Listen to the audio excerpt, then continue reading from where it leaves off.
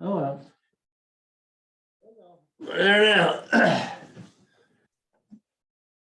All right, everybody, we'd like to welcome you here today. Good to have you here. Sheriff Harv, good to see you. I wish you was feeling better. That's the way it is. I can relate to you. I'm not quite as bad as you because I don't have a temperature, but I'm not happy. Got a cold, Sean. So Shoot. yeah, I'll keep Sorry. my mask on. Protect you. Thank you. Okay, so first item on our agenda today. Oh, by the way, Gage just left, so he'll be back around 1. Is franchise agreement with All West Communication. So Sean, go ahead. Let me shut Yes. those doors while you're talking. All right, thank you. Uh-huh. Commissioners, a few weeks ago, we created a franchise agreement with Utah Broadband. And that was a template that we liked, and we wanted to use that moving forward. So with Utah Broadband, or excuse me, with All West Communications, we are proposing to use that same agreement. Now, All West is a little different because we had an ordinance approved that was for a franchise agreement a year ago. However, they never formally accepted it. And because of that, the ordinance said if they don't accept it within a certain period of time, it becomes void. So now we have to go through this process to create a new franchise agreement. Okay. So their agreement is exactly the same as the one we did for Utah Broadband, with one exception, which is that if we create a new ordinance or we put a fee on or we do anything different, we have the right to do that. But we have to let them know about that, and then they have a certain period of time to either accept that or reject it. They want to back out. If they reject it, then we have to give them 180 days notice before we officially cancel the franchise agreement. There's no legal issues with that. Right. I'm okay with that. I don't really see an issue. I don't see an issue with that. But that's the only difference between those two contracts. Well, So, Commissioner Harvey, you got any comment on that? So look, I've been involved with this before. And in Plain City, when we started our fire department, we didn't know quite how to finance that, whether to levy a tax or what to do. And we looked at the franchise tax and thought, that's actually pretty fair. Everybody watches TV, and at the time it was mainly on TV. And so we went ahead and levied a 6% franchise tax. Well, the advantage of a franchise tax is it grows. So as fees grow, it grows. It's not like property tax where you have to have truth and taxation every time. So franchise tax grows, Harv. And so it was okay. You're careful before you ever put one on, but it was fair, and we had no issue with it. So yeah, I don't have any problem with the franchise agreement. It's there if we ever want to use it, and if we don't, it protects our businesses. sure. That are coming in, and I'm okay with that. It doesn't. We're not talking about putting a tax on it right now, are we? No, Just if we did in the future, we have that right. And then if they don't accept it, we can cancel the contract. Very good. way out if they want out of it. I'm So, good. yeah. I'm good with all this. Just so you're aware, Liberty Broadband over the weekend sent me an email, and they want a franchise agreement as well. So we'll be working with them over the next few weeks to get one in place as well. So things are happening. Yeah, it protects their position in the market, lets everybody knows that they're there, it's a way of noticing everybody, and it's just good business practice. Yep. Yeah, no more than that. And then just an FYI, commissioners, we're working with UDOT right now. We're talking to them. Previously, we had a contract where they used our C&D landfill to dump their road tailings or things they swept off the streets. Any C&D material, they would take it out to our landfill. They want to renew that contract. So they're working on that right now, and they'll propose that to us in the next few days. So I'll get that to you. I got your email saying you was working with them. Perfect. Okay. So yeah, I'm okay with that. You too, Harv? Yeah, I got the, let's see, is that your thumb? Great. And then Commissioners, just because we have 10 minutes left, I've got Scott Mendoza here. We just want to give you an Mighty update. Mendoza. Yes, Mighty Mendoza, that's right. Talk about the space that's behind Cache Valley Bank right now in this building, Huh? and just give you a conceptual layout and show you what we're looking at there. Okay. Well, Harv, you won't be able to see this. He doesn't have it electronic. Yeah, I was assuming that all three of you would be here today and we could Well- bring something different, but anyway, this is, like Sean said, this is just a quick update. Actually, too, on the first floor, you'll remember that we were talking about leasing Oh, some innovation. Okay, space. now I'm with you. Okay, having to do with Will Woodbury and public Right. defenders. We've just, within the last 10 or so minutes, received some information from a structural engineer on making some improvements to that leasable space on the first floor. Because of that, we'll be able to finish a cost estimate, which means we'll be able to get that cost estimate back to Woodbury. We'll be able to update you here very soon on the lease rate on the first Okay. floor. But again, like Sean said, this drawing has to do with the leasable space on the second floor here. It's the unit that is shared with Cache Valley Bank. Commissioner, what you can see is that green hatch area. Yes, That's the area that Cache Valley Cache Bank Valley's is in. occupying. Yes, everything else. yeah, as soon as I seen where the innovation room is, That then it made all come sense. into. Okay, so there, So that way it'd be north right there. yes. Yeah, So there's remaining space that's available in that unit. Today, just so you know, we're meeting with the attorneys who would be the office that would be occupying this. We're going to meet with them, work out space needs, what type of amenities, what office space, if cubicles are necessary or not, an entry, like a reception, right. those types of details. We're gonna get that from them today.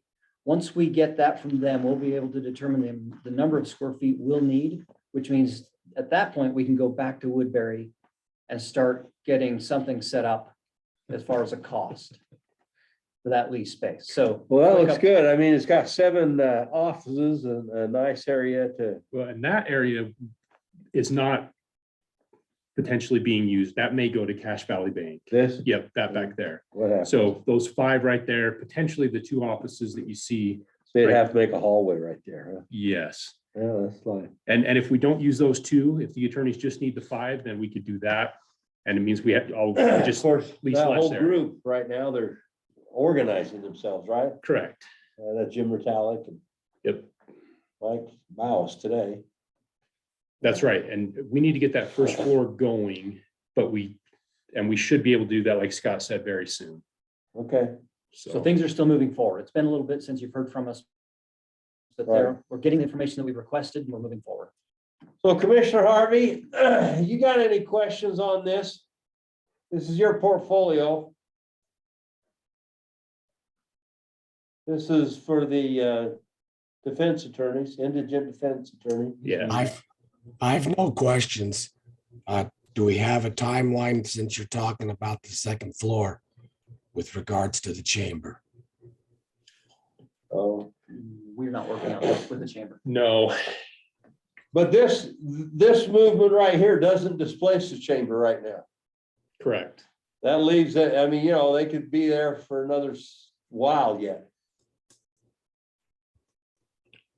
That depends on the lease rates, though. I got a hard time giving the chamber the deal they've got while we're paying that higher lease rate. That's not fair to our. it's And I'm fair not to our opposed, I'm citizens. not opposed to changing that. Maybe should I have them set up a meeting with us and Chuck? Yeah. Do you want me to have them do that, Harv? Okay, why don't you set that up? We can and, do that. Let's see. Okay. I was gonna say, we could have it here and Sure. then it's an open meeting. Well, we can make it closed to get some Correct. property. Correct. We're talking about Okay. leases and. yeah. So we'll do it with all 3 of us. Is that okay with you, Jim? Okay, All right, we'll get it set up. great. So yeah, in the next week or so, Yeah. 10 days. All right. Great. That's all we have for this item. Good, Scott. That's very nice. Good, thank you. That'll work. The innovation to making use that as their lunchroom and whatnot, right? That innovation room is looking fantastic. There's 3 new offices. in Oh, there, that's and right. There is. You don't still a show break- that on this plan. Not the updated floor plan, you're right. Yeah. But it will have a break area in there for A them, what? a break area. Yeah, there, well, it's already, like sinking Yeah, everything's exactly. already in the corner. Exactly. So we gotta get that popcorn machine out of there. Yes, you have to put it in your office. No, that's it. We're gonna put that in your office. Is that okay, Jim? Over by the window, you can make popcorn every morning for the gals. You know, say what you will. Nothing better than going into a place that's got fresh popcorn being popped. Smells good. Put that in the hallway right outside my office. I'll be fine with that. All right. Well, okay then. Anything else? Not for that. I do have one other item I can bring up if you want me to. Oh, yeah, we got it. Okay, Well, actually, you're out of time. there we go. Go ahead, if you want to bring it up. Well, just quickly, we've had a request for a facility rental agreement from the Republican Party, County Republican Party. Last time I was following your emails, we were struggling opening and closing. So what they Around. What's happened? proposed, the doors will be locked at 5 o'clock, but they will just have someone that opens the door for the people that are supposed to get them. So there won't be any security provided, but They're okay with that. they're okay with that. And that's what they proposed in the contract. I'm okay with that. Are you okay, Jim? Until it goes sour, but I'm okay with that. Okay, All right. So this will be on your agenda probably next week. that's great. Okay, Good. that's it. All right, we didn't get any lunch today. Gage was going out and Jim's homesick and I just ate my net orange. Sounds So good. it is good. I've got a cold, not feeling great myself, so. Anyway, all right, thank you. You're welcome. Very good. So on your way out, Charlie and those guys should be out there. You ready for them? Yeah. Okay. So Jim, you know, this opioid settlement we're working on, you know, this is tearing Davis County up. Chris Crockett and Allred were just in Chris, or not Chris, Allred, what's his Yeah, name? Chris, all right. Chris Allred, okay. Yeah, 2 Chris's. Anyway, they were just in my office and they're telling me that after everything's all said and done now, the Davis County split 2-1. And I said, is it for or against? And he said, well, we really don't know right now. He says, we got a pre-meeting tomorrow to your Wednesday meeting. So it's kind of an ugly situation right now, but I guess those guys are beating each other up. Randy and Bob and Lorraine. Well, they're getting poor information from their attorney. Yeah. I don't know. Anyway, we're here though. All right. We welcome you all here. This next discussion is on the storage units. I've got a cold, so I'm keeping covered up. I don't want to get you guys sick. Thank you. Yeah, you're welcome to sit. Just stay away from me Okay. as much as you can. I don't want to get you guys sick. Where's the rest of the pack at? Oh, man, there's one, Harvey, right there, and he's homesick. And Gage is luncheon, so he'll be back, but they're all, it's that time of the year, right? Colds everywhere you look, and COVID and everything else, so we're trying to be very careful, and respectful of all of you. All right, so Charlie, you're listed first. Well, Steve. Yeah, he's fortunately, his wife had a baby this morning. Oh, really? Good for him. Yeah, so we gave him the day off. And everything was okay?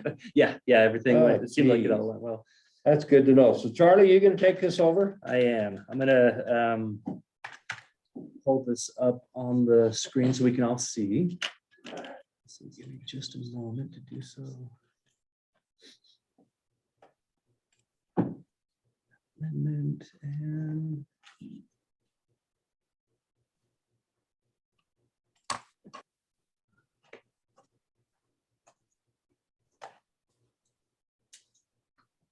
Okay, sorry. To go through Steve's organization here. He didn't respond last week, but he sent me like the draft for this. Uh-huh. He put in the old site plan, not the new Oh, shoot. Oh, site plan. So okay. I made some copies of that in case. Perfect. Yeah, if you can. Nice concept. That might be over there. Yeah, That's the new one? yeah. Okay, good. Grab that one and then, Well, when was that uploaded? November 2nd? There might have been like some minor Just minor tweaks, details. details, but nothing that you would be able to see unless you have a ruler up to it. Well, that's the oldest one you got, so, I didn't. like there's an older one there, Charlie. Okay, and yeah, I guess we'll go with that one. Let me find.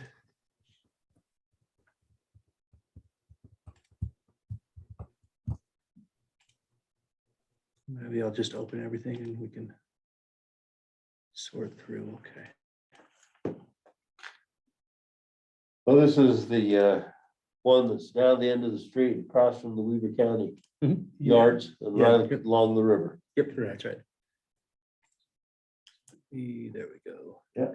Let me try one more. Exhibit B. Okay, all right. So we can talk about it from here. So Jeff has picked up the property and has picked up the project. And going through the development agreement that we approved, commissioners. Oh, Commissioner Harvey, can you see it?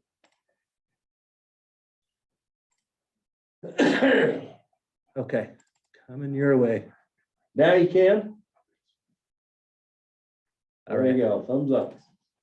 So if you guys recall, when we originally approved this project a year or two ago, the applicant had proposed quite a lot of architectural featuring on the project. Not a lot of that was specifically required by the planners or by the planning commission, but moreover, it was the applicants that did it. And I think they did it because they originally proposed to do a gravel pit and made everybody upset. And so I think they wanted to try and reinvest in the property. And they felt like maybe they wouldn't be able to get it approved if they didn't put a lot of architectural styling into it. And so Jeff has picked up the property and let's see. How do I move that? Just grab it and move it. Yeah. So the property that Jeff picked up, here was the whole property there. That's 13 or so acres or so. It's been divided a few different ways and Jeff picked up this piece right here.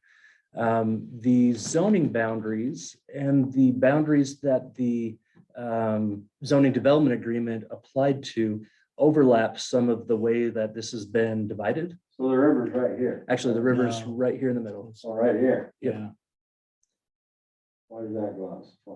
So it actually, the river kind of runs right through here.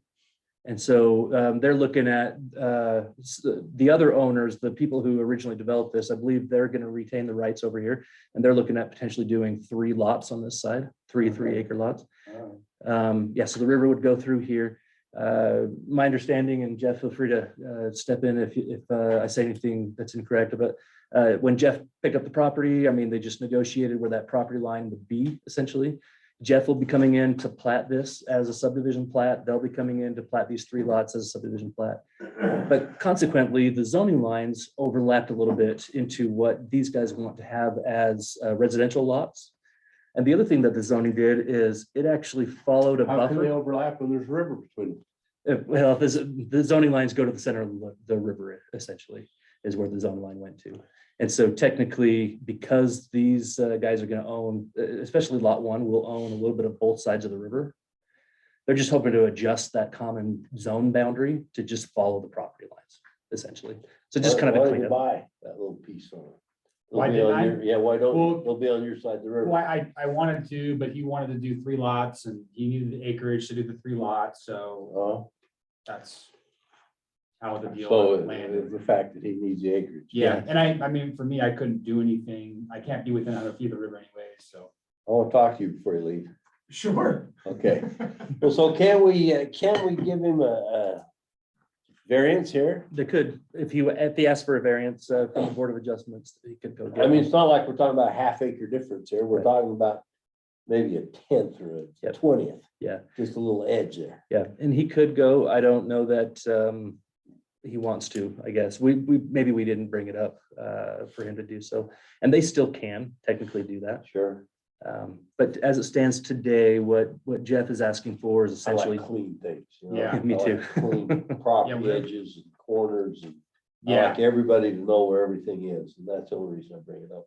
yeah, I mean, whatever's the best route to Yeah, get it right. I mean, we're buying commercial property with part of it being zoned residential. right. So we wanted the whole thing just to be Sure. zoned. I the way it's would, supposed to that's be. exactly what I'd want. So, so as you look at the way the zoning worked, it kind of wrapped around the property this direction here for 10 or 20 feet. These guys are just asking for the entire thing to be the CV2 zone.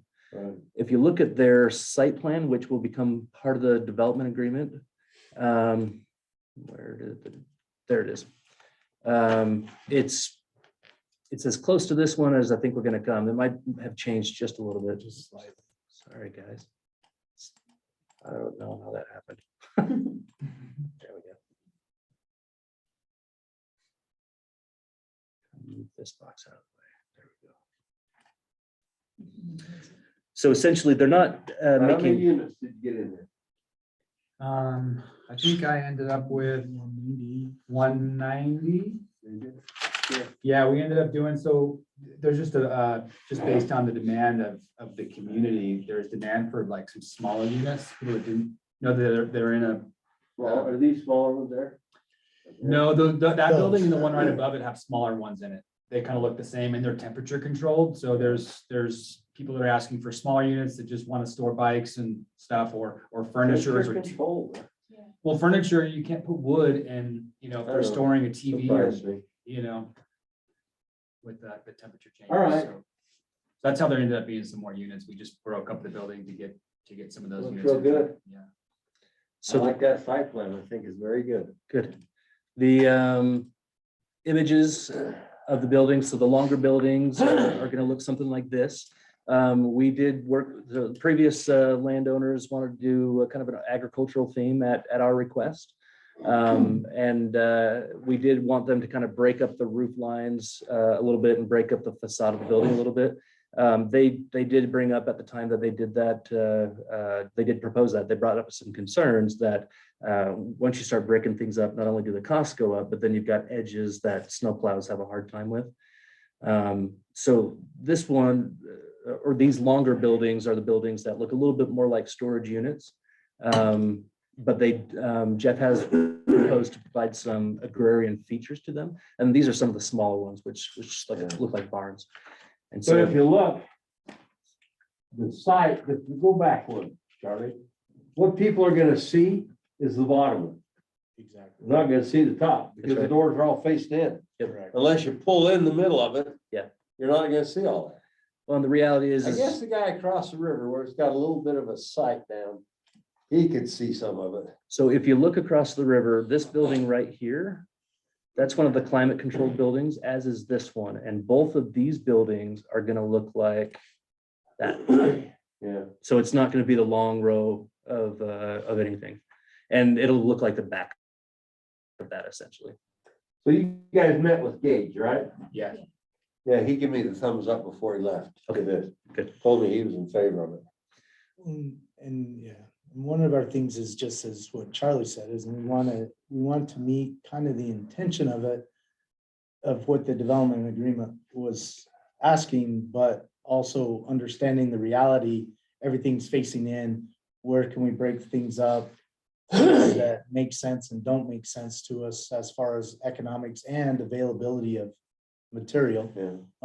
You know, we've kind of gone back and forth. We've kind of maybe improved this a little bit, but we wanted to kind of see where your thoughts were so that we could get to something that made sense for both. Well, I'll tell you parties. So my thoughts.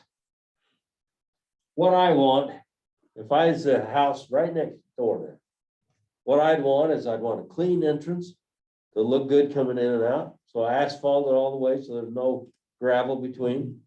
I'd want steel facade all the way, so I knew that in 20 years, it's gonna look just like it does today. And I'd want it all asphalted in the middle, so if there was no problems with going in and out and it will be easy to maintain and the walls look good. That's all I want. Okay. You know, I've my store here is next to storage areas. I've had lots of others, and as long as they look decent, that's, nobody really cares. And you say, well, you have a lot of traffic going in now. Yeah, traffic goes in now. They drive right by. Right. I've lived on a street that's had 2,000 or 3,000 cars a day my whole life, and they just drive by. Yeah, I mean, after a while, you don't pay any attention to them, they just drive by. And it's really And not a so- lot of traffic comparatively speaking. We did look at the traffic impact analysis that the previous owners had know. suggested. It's not a ton. Chair Harvey, do you want to say something about this? That looks really good. That the renderings that they've showed are great. I liked your thoughts and ideas with regards to steel and pavement. They're good. Looks good. So one of the thoughts, and maybe just go back to the site plan, was that if you look at it, and we've kind of evolved and kind of going through it, you know, Jeff was trying to kind of close on this a little bit, but one of the one that you're seeing is kind of more, this is just a theme that we thought that we'd discuss, you know, whether the cupola was there, that was in the agreement. Mhm. We've shown What's a them cupola? It's the little decorative thing on top. on top. Yeah, they're expensive, aren't they? Yeah. They are. So one of the things is, okay, so one of the things is hard. I know, I built a barn with one on, and I took it off because it was like $400 for that dang thing. You got a lot of them up There's a there. lot of. Well, this one is a long building that would probably be facing, you know, one way or the two that are there, not necessarily maybe the climate control, but one of the thoughts was, okay, if you see it, typically in ag, if that was the intent, okay, we're just talking the intent of with the previous development agreement and what you guys would like to see, right? Is the main building in the center the one that looks like an ag building that has a cupola, and the others are accessory buildings to that? Does that make sense? So they wouldn't have cupolas, but they're accessory. So as we've looked at it a little bit further, these outside buildings, and I don't know if we can point to. I suspect you can get the price down on them because you're using cement. Right, but what? That's exactly, yeah, the more you check, the cheaper it gets. So if you look at the site plan, and one of the things that the previous one had was that they really didn't have, with the RV boat storage, they didn't have enough space on the asphalt to pull in and out boats. And so we had to adjust the site plan to make those changes. So one of the things that we felt like was, okay, if we do that, this would be a slope roof, okay, versus a pitch roof that doesn't allow for cupolas. So that if you look at it, these would all drain to the back. So we're not putting the snow in the asphalt, but we're putting it behind and the rain behind. And this would be a pitch, but this would be a slope and a slope roof. And this would probably have a pitch, but this one would be the one that would be the bigger building because we can't pitch it one way because that's too much slope. And so this would be one that could have a pitch and we could maybe bring it up. One thought that we've had is instead of doing it the whole way, is maybe a third of the way we bring it up. So it brings up a little bit different architectural there, but this is kind of the main building and only a little bit, and it has one cupola in the middle. So this is kind of like the main ag building, and these are accessories. So that's some I like further thought that we have, because that's just rock. That's for the, basically, if you get all of this asphalted and building, we've got to push snow somewhere. No, I agree. You gotta put And so snow we've got to somewhere. push it to the corners and it makes it right. nice. A lot of times we like to do this more of So a, this whole thing's gonna drain this way, right? yeah, now Into the other, river. And then towards towards Clark Street, I think it actually drains out that yeah, way. it drains that a little bit out this way. Yeah, it does have some hill. The one thing that's interesting about this site is that you're here and you probably are 10 to 15 feet below this area here. And so Oh, yeah. this building Oh, I right know here, there's a big hill on there. yeah. So this building That's actually, why when all these people were complaining about being able to see it here, I just laughed because it's like, you know, you can't see it. right, I'm not gonna hear it a little, but well, and I'll somebody's give, gonna come in and open a garage door. That's the. one thing that we haven't, and we fully agree that anything that we displace from a tree standpoint, we're replacing with trees. So we're gonna place it. There's gonna be a lot of trees around the site that you're not gonna see a lot of these buildings in the first place, because we're gonna be doing that. It's fairly vegetated here in the back and on the top. This is gonna be inset. So this back wall right here, that's gonna be retaining, and so you're not gonna see much of it. And so as we've done some of the topo, you're not gonna So- see much. That back wall is gonna hold that hillside up, so the difference between the roof and the wall probably will be a foot or two. It's gonna be maybe Exactly. 4 feet, 4 because feet? these are RV ones, so we have these at 14 Right. feet. And so this is probably gonna be close to, 8 to 10 feet. We're just kind of looking at that, just preliminary, and see what's economic. So the only part of it's gonna be exposed, so it's gonna hide some of that. So, and like you talked about, all of this is interior inside, so you're not seeing, so some of these, so we felt like these outer ones, a wainscot on the edge would just break it up. I know that that was kind of a concern from one of the commissioners, the planning commissioners of, the trail is one of the things that was required. We're still doing that and dedicating the area for the future trail.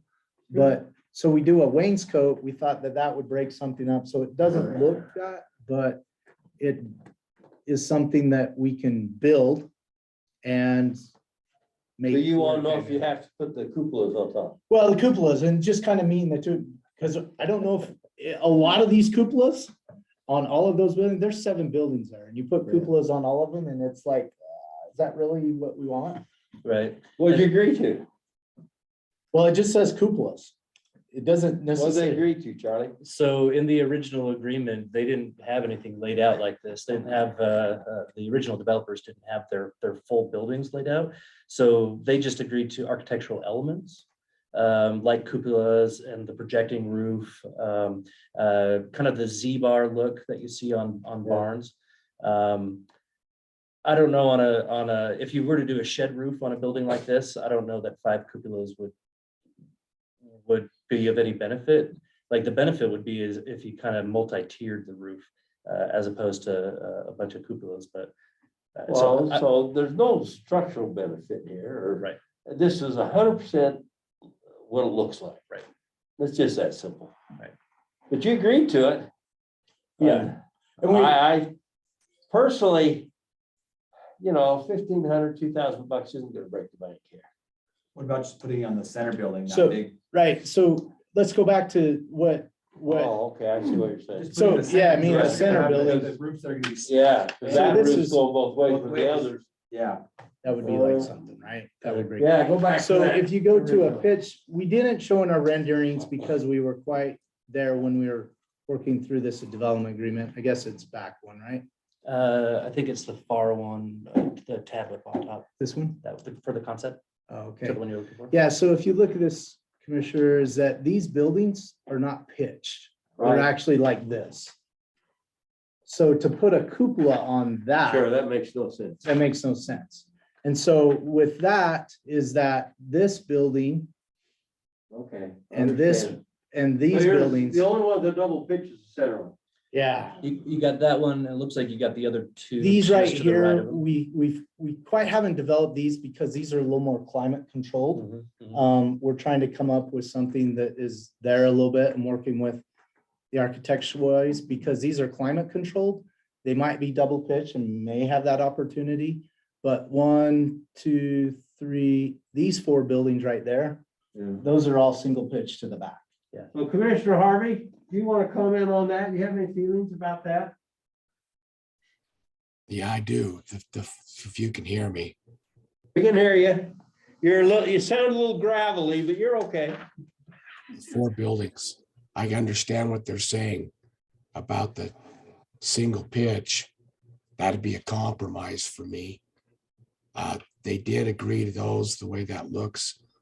One of the things that makes their project a little more attractive to me is the cupola, the roof decoration, especially on the double pitch. I realize that a lot of people aren't going to see them.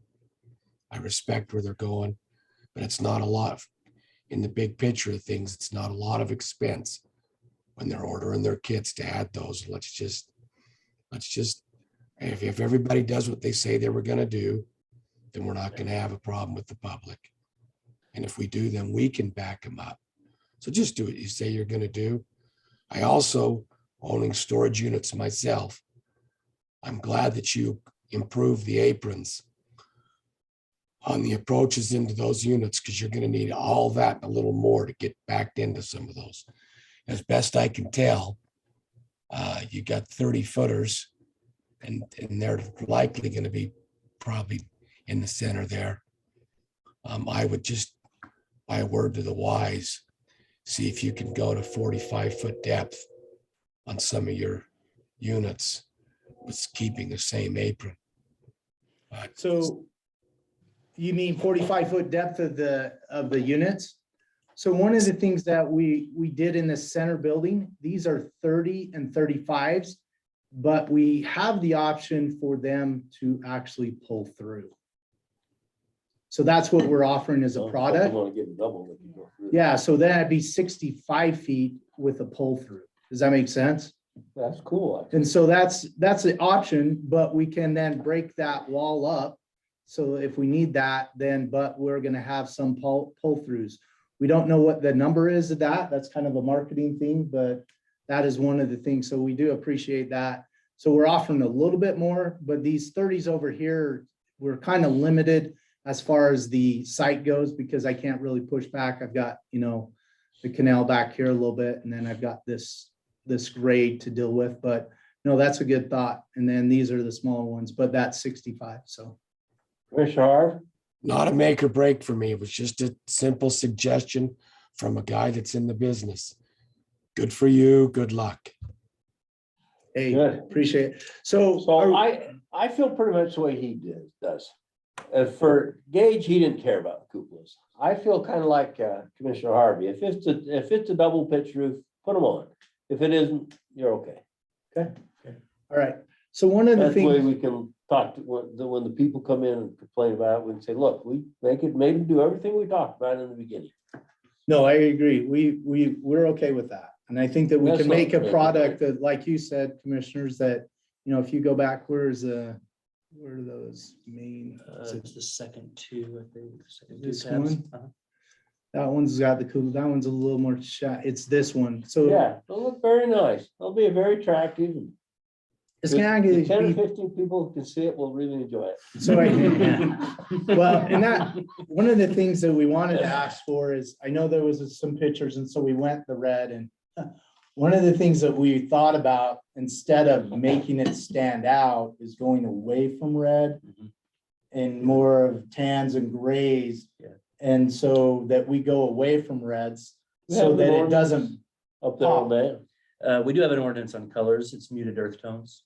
Yeah, the funny thing is for some reason, red was taken hold as, and not just by you guys, the planning commission as well, Yeah. was as if we were requiring red. Nowhere in the previous development agreement or approved plans did we require red.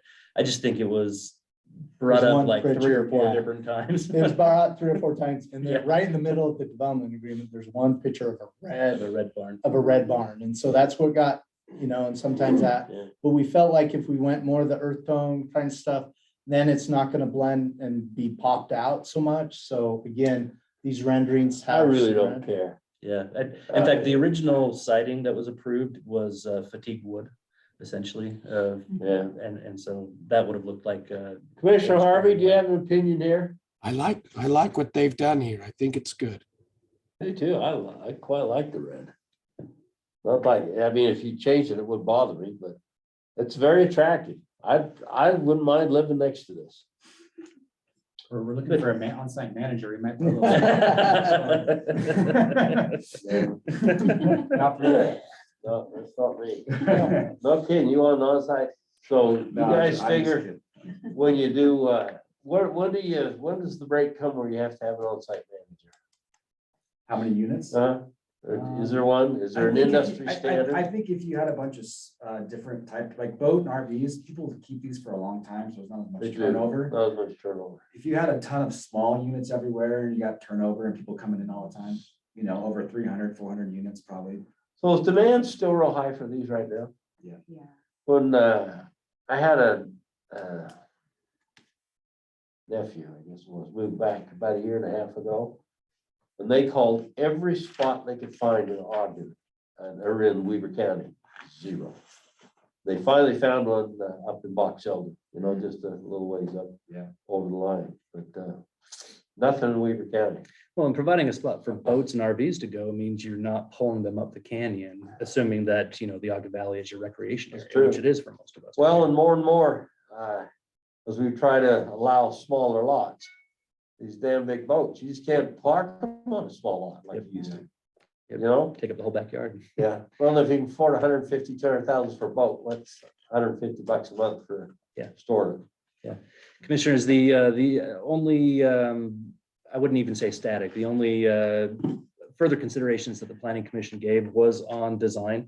And basically they said, you know, any modifications to the design that's in the development agreement, the planning commission can approve. Most of the planning commissioners seem pretty okay with the way this appeared. I mean, we didn't take a straw poll or anything. And so if they went to the planning commission and asked specifically for what you've seen, I tend to think that they probably get approved, maybe one or two abstaining. Well, I suspect if this came to the commission the way we've seen it, you get approved too. So it's on your agenda tomorrow. The development agreement and the rezone is on your agenda tomorrow. Yeah. So Steve said that based on the results of the meeting, like just approving the material and everything, that he could make some small changes to the Okay. development agreement. Yeah. To match what we've agreed upon. Yeah. What they've agreed. So we can do that. So right now, the development agreement is written in a way that says the planning commission gets to make the call. If you guys would rather say, make it look like this, then we could just we could say this is it, and we'll take that whole variable out. Except for the colors, or unless you want the colors. cupolas. And the cupolas, if you. Well, I if was you gonna don't say, want we just pretty much told you, if the cupolas aren't there, you're not gonna get two votes Ding. won't be Okay. there. Yeah, those. yeah. In that case, Yeah. we'll, Maybe just add cupolas on the double pitched roof Okay. in there. sounds good. Yeah, So I'll add a you little do bit more that, language in there. You'll get So 'em. talks about the shed roof ones, The metal. the buildings that will have the tiers. And then, yeah, and that your siding could be muted earth tones And metal material. and metal material. Mhm. So I think the only other thing, and I just want to see what the commissioner was, is intersection improvements. And I know that, I guess you guys are from engineering, right? Sorry. I'm with engineering. Yep. Okay, so it was kind of weird as He far. is engineer. He is the engineer. Sorry. I got a few Rephrase guys that. that help me, but that's fine. There was part of the development agreement that said fair share of the intersection improvements. Is the way I understand it, that intersection is not on your CIP plan, but the other two intersections, east and west are. Is that correct? You know what? I'd have to pull up the IFFP plan to see if it is on there, the impact fee plan. I'm pretty sure it is, because the way that intersection is configured, excuse me, I can't talk today. Especially pulling trailers and stuff in and out of there, as you'll probably see with a storage unit, it's not great. Okay, let's go to the interactive. The only thing I remember is just going through your impact fee analysis, it was not. The other two intersections to the other. Really? Yeah. Okay. And so that's why I said, if it is for us, just to pay the impact fees just makes sense versus, okay, now in the future, here's the impact, because there's a couple other the one intersection that they can go to. And that's where we felt like, hey, if you're going to do the improvements, it would be those intersections, and we paid a fair share as far as the traffic impact versus just having this in the future. Hey, who is it? How much impact do you have? And all the other developments, meaning it's no one else has that agreement but this property. And so we felt like, well, does it make sense to do that, or just say, hey, assess the impact fees? The reality of it is, right now, there really isn't a huge need to do any reconfiguration on this intersection. It's basically our guys using it and the one house that's across the street. No one else really uses this intersection, excuse me. With your facility, that's going to significantly increase the amount of traffic through that intersection right there. And it's not the most ideal if you're making the turning movement to head north up that highway. Or especially if you're trying to turn onto that road headed southbound on that highway. The other thing, and I apologize, I'm maybe changing the subject just a hair, that's not my intention, but I didn't really see anything about stormwater detention on your site plan. Was that on there? Was that accounted for? It's gonna be under, because of the gravels, we are gonna do that infiltration, LID kind of infiltration within the asphalt areas. Okay, so do you have calculations that show what the runoff generation? Not yet. They still have to go through. We still have to go Okay, so through. we're still We'll still early have that on, part. and Yes, that's fine. And I figured that's probably where we were. I just wanted to get that out there so that we're all thinking about it and it didn't catch you off guard. The only reason I bring that up is with storage units, you have a lot of impervious surface in the parking area and the roofs of the units. Yeah. So really your biggest challenge on those generally is stormwater detention. And because it generates a lot of it. It's a big deal. So just something to be thinking about. We're happy to work with you through that as you move forward. They're right next to a river that's dry 90% of the time. Can't you just let them put it in the river? We can't, only because we require detention of everybody else. And if we didn't detain it, the one time a storm happened, we'd be in trouble. So, yeah. I think the Here, hold stormwater on. will be, Think about what you just said. Uh-huh. They're right next to the river. When They you say are. the one time we don't detain it, So, hell, that river's never been full in my lifetime. well, and here's the challenge they're in. If nobody practiced detention, the river would be overrun. Okay. Does that make sense? I don't agree with it, but that's okay. In the 100-year flood event. Right, let's say we have a 100-year flood event that happens in, let's say we get a lot Sure. And of if snow. they and it have a happens 100-year the end of flood event, February, They're the ones that are gonna be damaged, not damaged. well, but Because that river will be coming, it's a high that'll probably get on you. So Commissioner, the other part of storm drainage is to have the requirement in the development agreement is to have an oil sand separator. So that you're cleaning out some of the stuff that might potentially be leaking before it hits the surface water. Well, where are you gonna put that? so with this oil water sand separator, it's mostly a containment, so it's a chamber that separates it. Yeah, I'm very familiar what they are. Yeah, and so we can just have that on site, and I think the stormwater in the way that how gravelly these soils are, such it was going to be a gravel pit, the infiltration is gonna be fairly high, so I think we can handle the infiltration fairly well in the stormwater. Like was said, is the storage units have a lot of stormwater generated because it's a lot of hard surface, and it changes from gravel to hard surface, and so we've just got to infiltrate it like it was previously, so we don't have additional stuff and then the oil water. I'm not as concerned too much about that, but I So think they we make can address concrete it. ones that are Yep. 3 feet We square have with some the concrete with and some, the top on it. and there's Pipe that some, goes up, then comes down, so it has the sulfide, yeah, okay. and there's some other products out there too that work fairly well too in this application in a parking lot. So I think that we can address that fairly well.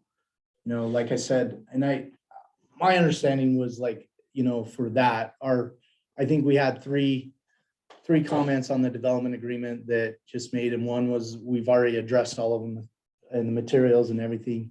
The last one was just, was this intersection. Like I said, I think your improvement plan has this intersection here and this intersection, because this intersection didn't go anywhere and there wasn't anything. And so, you know, if it were to be added and needed to, you know, yes, we felt like that would, you know, definitely be something that impact fees could take care of. There are, you can see fairly other developments around here that aren't there, you know, to do a fair share. Don't we have school buses on that? they don't now? use that road. No, they're over here. I think there's a There's a bus, drop off. there's a bus, that's the storage for the buses they park in right Right. there. Well, that's what I thought. Yeah, Oh, sorry. Yeah, that's I a was storage for 'em. thinking, Yeah, sorry. pull in there. Apologies, I misunderstood you. was this impact, this fair share, was this originally put on there because of what the gravel pit was going to impact And by all trucks. these heavy trucks coming through, and now That was, yep, that was the original intent, and now Yeah, this is definitely a much less yeah. So impactful. Once it switched over to storage unit uses, the previous owner wasn't too concerned about it, primarily because when we're talking about fair share, there's gonna have to be calculations. And if the fair share of improvements to the intersection, if you've only got 10 trips a day and the average home has 10 trips a day, then your fair share is gonna be eaten up essentially. You may not have to put any money into it at that point. Well, yeah, and just going with Charlie is saying, okay, so let's go down the future, fair share.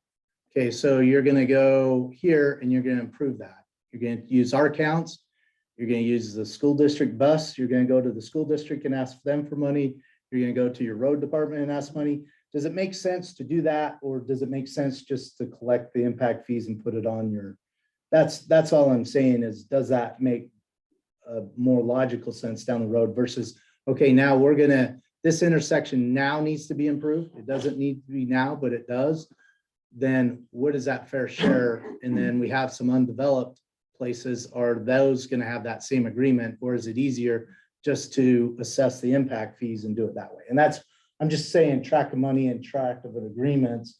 Would it be easier to do it that way and just pull it out of the development agreement? Because then you have one property owner.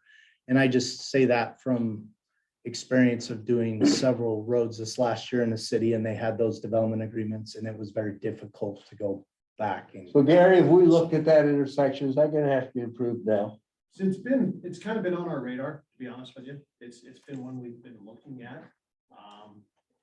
Okay. Has anything triggered on it? The answer is nothing right now has triggered to say, gavel on the mallet, we gotta do something, but, you know, to answer the question that was asked, is it fair to just do it through impact fees? I guess the answer would be, it would depend on budget and how much it would cost at that point. There's other factors involved in realigning that intersection besides just the road, right? We've got power in the way, we've got right of way, we've got to work through.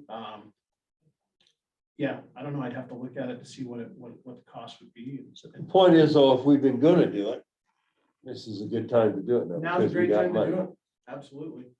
So Can you zoom out too for a second, real quick? I just Yeah. Wanted to show something like, just from access to this property where Uh-huh. most of the traffic's gonna go through. I think they're not even gonna go through that intersection by the schools often. When that road comes through by the bank right there, that, I see a lot of people entering in through that intersection to access the property, anybody coming from, not Liberty, I actually agree with that. so. Yeah, if that road went through right now. There's gonna be 3 ways to get to this storage site.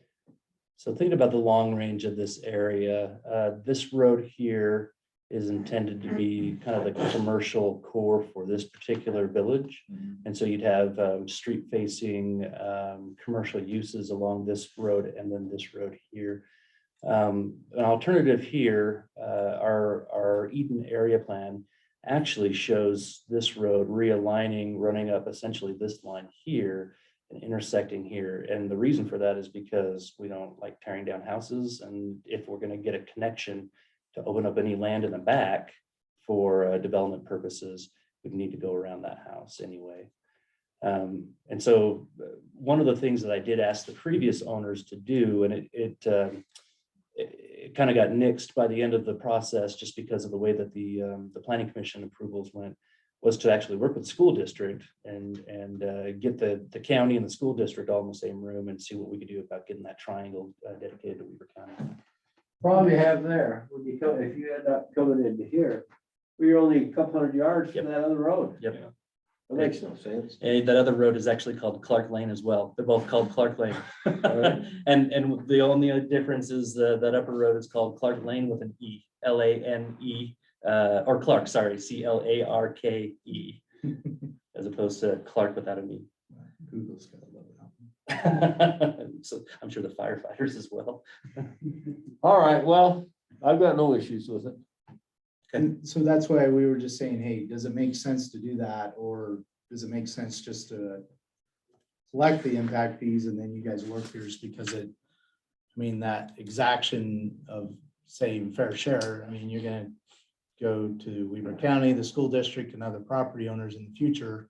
That's what we're just saying. Does it make sense now? To keep it on there because it's not gonna be there for our project. It's just when you guys do it, we're supposed to do our fair share, but it was a little bit something that was like, is this a little bit too much of an exaction and just say, hey, do it with impact fees. And then you guys, when you come to develop, it might be through impact fees. So. Let's talk about that. Yeah.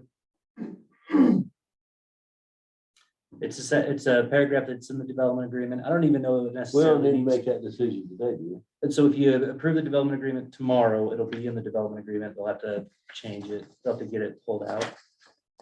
I don't know that we necessarily even need to have it in there because I think that the county has the ability to ask for improvements to the intersection as this goes in the future. I mean, they'll still have to go through subdivision and site plan approval. But once all that is done, once that process is done, then we wouldn't be able to ask for any kind of improvements here. You're saying pull it out now, but maybe you could assess it later if you felt that way. So we could potentially require it later, but we wouldn't be able to require it after you've gotten your building permit, for example, or your CFO, for example. When is the road in the bank supposed to connect? I'm not sure. That's, yeah, as soon as Karen decides that she wants to sell the property and develop it.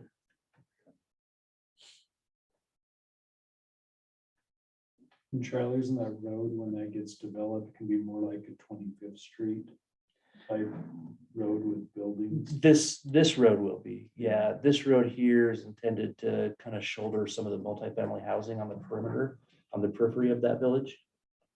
There, it does kind of go commercial down this leg of it though. Commissioner Harvey, you got any questions? Neither. You're out of time, guys. No, that sounds good. Thank you for your Okay. time. Sounds good. We should have a policy on impact fees and how we do that. What is that policy? Well, so in our code, we make it very clear that if you're gonna do a single family residence, before you get a building permit, you have to make improvements to the road. Which is right out in front of your building. We don't have a clear ordinance that says what happens down the road a little bit. So most of the time, we try and deal with those down the road improvements through the development agreement at a rezone when we know there's gonna be more impact. Oh, yeah, maybe we ought to look at that and develop a policy here, so we don't have this problem again. Yeah, I agree. Because they're willing to pay, they don't want to pay for the whole thing on their own, and I understand that. We ought to have, where's Scott Park? This is that damn impact fee fund. Yep. That I talk about all the time. And we need to have that thing up and going and money being put in there all the time so that we can pull it out now. And the reality of it is, the impact fee plans are going to be re-evaluated once the general plan is finalized and completed here in a month, couple months, Three. Give 3 me- months? Give me three. Come on. a few more months. March. But at that point, that's the point in time that triggers reevaluation of our Right. impact fee plans. All right. Okay, thanks, everybody. Thank you. We appreciate it. Good luck. Time. Good luck to you. See ya. Yeah, right to the cold. What do you do? Exactly. Yeah, I think it's gonna be a nice project you got there. Looks good. Yeah, excited. it will be. Yeah. Have a good, happy Hopefully New we Year. can fill them up. Yeah. Yeah. That's the hope, right? Yeah. Thank you. Bye bye. Okay. That's. Oh, okay. You guys know. Yeah, there's a new. So are you a partner in the project or just their designer? Designer, friend. So, right on top of my head, I don't recall it. Appreciate it. So steel, you have trouble getting steel for this? No, the cost is doing, it still isn't too much of a problem. The bigger issue Yeah. is doors. Is garage doors. Really? Garage doors are, like, if you get a certain garage, they're 6 to 8 months out. I think it's- Really? Yeah. That amazes me. The garage doors are more in demand, hard to get them to steel. Do you need to sit here? We're dealing with that in my business right now. Steel just off the chart. And it's not consistent. It goes up, then down, and up and down. And And then you're like. yeah, and from month to month, you can't hardly bid it because it's all over the place. Yeah. Some, there's a big demand for 12-inch, the others are cheap. Then all of a sudden 12-inch demand falls off. The other price, and it's just, it's tough. All right, thanks. Are you guys, is somebody? We're kind of, Can use that. Did you want me to circle just back told me with to you zoom later, in. or did you said you wanted to talk about something? Oh, you can do that, yeah. Yeah. So who's sharing their screen right now? Central Nobody Weaver is. Sewer. This is just. Okay. When are we gonna have that drawing? On the sewer Jared. study? Oh, yeah, if I share mine. He told me either the end of January or end of February. so No. that Time period. No, he said he could do that in a month and it's been so long. I think what he had always committed to was the end Somebody of shared January this, this Sean. timeframe. Thank So let me you. call him, see That was- what our delivery. Yeah, time you know, is. I'm really They anxious to get that done Best because time ever. They when loved we it. met the other day as a So board thank you. out there, the answer was, we don't have anything to give him to answer a question about. Yeah, yeah. So Randy's out there designing and going at it hardcore. And Central Weaver's just sitting on their duff, not doing one thing, nothing, Okay. because they don't even have a Somebody's proposal to sharing their get an screen. estimate on. Oh, Well, and remember what they did for out west I'll was get pretty rid of high that. level, so I don't know how much detail it's gonna give them, but let me ping Jared and see where they're at, get a status update. Yeah. on it. And there you go. at least now. So you know, the way I look at this thing, I look at a lift station at 8,300. Okay. And then I look at a lift station just before they cross the river, Yeah, and I think that's kind of and where, that's it. I think that's what everyone's thinking. Yeah, and then the one at 93 will turn it and have it pumped to Right, the other right. eventually, who knows when, Sure. Sure. and that's where we are. I am in agreements with you. I really am. So Okay, hopefully that's what the study. well, shows. by having those two lift stations there across the track to the south, when they decide to develop, it'll be pretty simple. They'll just have to have a couple of lift stations there, and That's right. go under the track into those, and then it'll pick up that whole area. That's exactly right. Okay, we should same way. I'm in All right. agreement with you. Get something so we can get a price on it. Okay. Thank you. All right, sorry we're a little late. That last one went over a little. So Commissioner Ford will be coming in about 10 minutes. You want to just wait? No? Commissioner Harvey's at home. He's ill, and I'm here about halfway home. I got a cold too. You can hear it. Yeah, so I'm under a mask because I don't want to infect any of you guys. Everybody's getting it. They are right now, and I tell you, these colds. Yeah, they knock you. They're tough. I'm a little surprised. I was reading an article the other day and they said they felt like 70% of the colds were actually coronavirus. So I don't know if that was really true. I don't know whether to believe that, but I feel like I've got a cold. No more. It's just right there. Well, many people are saying that Omicron does feel kind of like a bad cold. Yeah, so I don't know. But Harv, he went out and got tested and he's just got a cold, right, Commissioner? You can see he's not his old chipper self. I can't. Yeah, Yeah, it's- Mike Luna's sick too with Yeah. influenza, so, Is he? yeah. Influenza is worse than COVID almost. Yeah. It's terrible. Yeah, it is. You went and got tested influenza. All right. So let's start the process here. Okay. We're here to show you this. Yeah, you had asked us to kind of go and update the master plan that we had done for North Fork Park several years ago. Right. And so I apologize that it did take us so long. We just got really sidetracked with just trying to keep our heads above water. with Hey, you've been the- building yurts. Yeah. Keep our heads above water with all the issues. Keep your head above the yurt. Have been dealing with. But we started taking the old document and just updating it and turning it into the same document with updates. But then Todd and I, through the course of visiting a couple of different Utah outdoor recreation summits, decided that we needed to update our vision as well. We needed to think about it at a bigger, as a bigger picture. Really looking at, we knew what we needed to talk, what we needed to address within the park. We knew what we needed to get some definition on. But the actual use of the park has changed so much within the past, even just 4 or 5 years. I agree with everything you're saying. And the vision needed to kind of reflect that updated status. When you see certain groups are taking that park over, horsemen, very heavily used, the bikers, they have just gone nuts up there. And campers in some areas, not in other areas so much. Our camp numbers were actually pretty good, but to Jen's point, the other one was a phenomenal document, but it was so precise that there's no way it was gonna ever last because things we have done have changed. And I think its purpose was to get it into shape and then move on from there. And I think that's very appropriate because we need guidelines, not a picture of where a sign should be. Yeah. Okay, so you're gonna call this the Holy Grail? The holy grail. And currently, camping is a finite number in that park, whereas the other things are not finite, right? How many hikers and bikers can you put in there? Yeah. As many as can go in there. Yeah. It's true. You know, You So just don't this know. I is, agree with that. this is kind of a little bit of a more casual, and to Todd's point, all of that work, I think, needed to be done. Those documents needed to be collected and organized, and that thought process needed to be gone through. But this is a more day-to-day, holy grail. So here we go.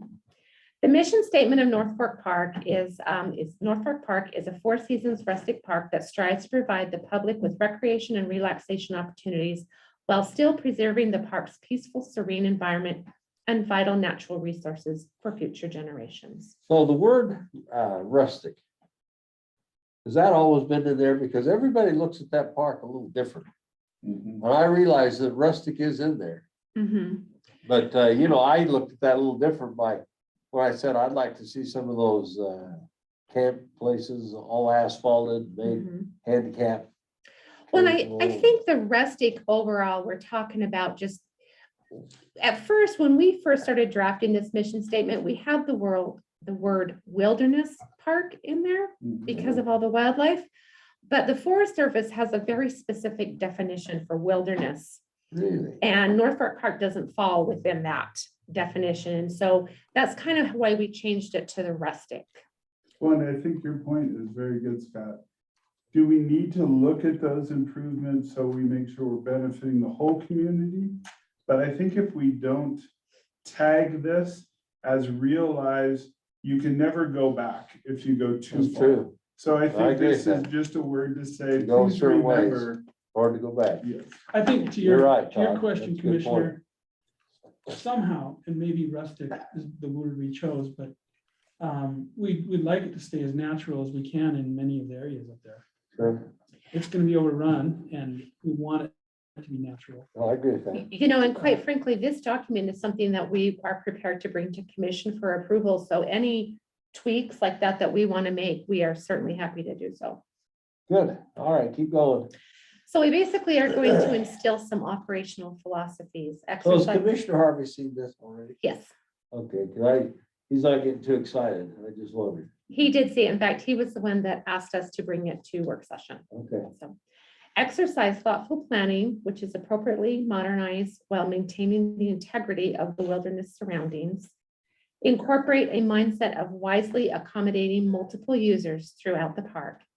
And that one we kind of have to keep in mind because everybody wants something just cut out just for them. So, and that helps us guide our decisions. Remain environmentally conscious with wise execution of planning to preserve resources. Educate users on efforts they can take for wise stewardship of the park. And we do have more narrative in our documentation of some of the different practices that will actually make that happen. So we just kind of looked at, see, there's a horseman right there in that nice picture. So we just kind of looked at the projects that are on the radar for the next 5 years, things that we know we can work on. As far as trails in the park, we want to investigate possible mountain bike specific training course separate of the current trail system. There's a portion of the park that we think we can do that in. We're working with some Trails Foundation Northern Utah and some of our own staff that are specific for trails to kind of look into that. And we want to do that so that some of these high school teams, for example, can get out there and train specifically and not be running over the families that might be out there or the horses. They can just be specific to what they're doing. Yeah, and Scott, I know we have a massive policies and everything else. So as of right now, we are all multi-use trails. So what the thought is, and what we're investigating is having a course in the area that doesn't directly link to our current trail network. So it would be an amenity versus a piece of the trail network. So if we had a high school race or an Intermountain Cup race, it is specific to that. So that gives us the ability not only to moderate the use, because the high school teams are huge, but it also gives us another place to hold events without shutting down what the public's using. So that's a thought. behind it. Will it be big enough that, under that you can hold an event like that there? Because these, kids on these, mountain bikes now, you know, they'll cover a whole mountain. They do loops though, so that we're looking, the current mock-up we have is about 3.1 miles And you think that's big? in every loop. It's the lower end of what they use, but if you look at the topography we have and where we can go, it's pretty good. So it's, Good. we have people from the IBC and the high school talking to us about it. We've been a little quiet because you know what will happen, we'll get 4,000 opinions. So we're kind of quietly working through some things before it kind of gets out there. I agree with that. That's what you end up with. Todd had a really great idea to put in a tunnel that would actually just go right under that road that connects the north end and the south end of the park. So that we could, to get to some areas of the lower park that we really don't have a lot of trails in right now. It sounds kind of cool, so. Yeah, sounds kind of To cool. put I a agree with tunnel, that. to put a Pretty tunnel in easy right too. there. You're talking 8x8 foot trench boxes, Yeah, dig it out, drop them. I had Joe come and look. So it's doable. yeah. It really transitions nicely without cutting across a road. And then kind of back to some of these mountain biking teams, we want to initiate the secondary school mountain biking volunteer participation and trail maintenance program and get them involved in stewardship of the park, since they are loving it to death. So Nordic activities in the park, we want to redesign the south gate entrance to accommodate more parking. And we are still just kind of working around investigating the feasibility of a potential year-round building for recreation programming. So marketing of the park, this was kind of a fun thing that we're going to start dealing with. I think we talked to you a little bit about this with some fun artwork and stuff, and North Fork and So, you know, when you talk about Nordic activities up there, I suspect with, now that you've got those yurts, your potential there, you probably haven't even figured it all out yet, what your potential is. We don't, but if you look at last year, they sold 240 season passes. They've sold 360 already this year. Have they? And if you went up there this weekend, especially yesterday with the bluebird skies, both of the parking lots in the south entrance were full. So part of this is Are they all ski or some of them snowshoe, snowshoe? fat bikes, Oh, all three? all three. Wow. And And you have that group? yes. And some runners probably. And a few runners, but to Jennifer brought up a really good point that, you know, sometimes when you go to the same place every day, your eyes don't open to Yeah. what is there. Oh, I agree with that. So Jennifer's like, the interesting thing is people don't realize that whole other parking lot is there because of the way the throat leads to it. So part of what they've given us capital for is to open that up, make it a little more obvious, which we need sometimes, and to better suit the public that's coming in. And it keeps them out of the neighborhood right there. That's important for the people that live So there. when you talk about runners, is that those guys that use those little shorts? Yes and no, those are running snowshoes, Yeah. but we also have Yeah, runners. just that runner run. Just runners, that's hard enough they can run on. Yeah, Wow. those snowshoe trails get packed down Yes. pretty Pretty good. well, so, All right. People with good ankles. yeah. As far as camping in the park, because I mean, currently camping is really our source of revenue. So we Right. want to make sure that Right. we're feeding that. They gotta feed the beast. Yep. We want to look at the improvement of 30% of the individual campsites for leveling and width. And when you're talking about 132-ish campsites, that's a good number. Not every site needs to be able to maintain a 35-foot fifth wheel, but because some people, you know, there's actually a trend going back to some of the smaller units. We want to be able to have those people with just a small, you know, cozy little campground, so.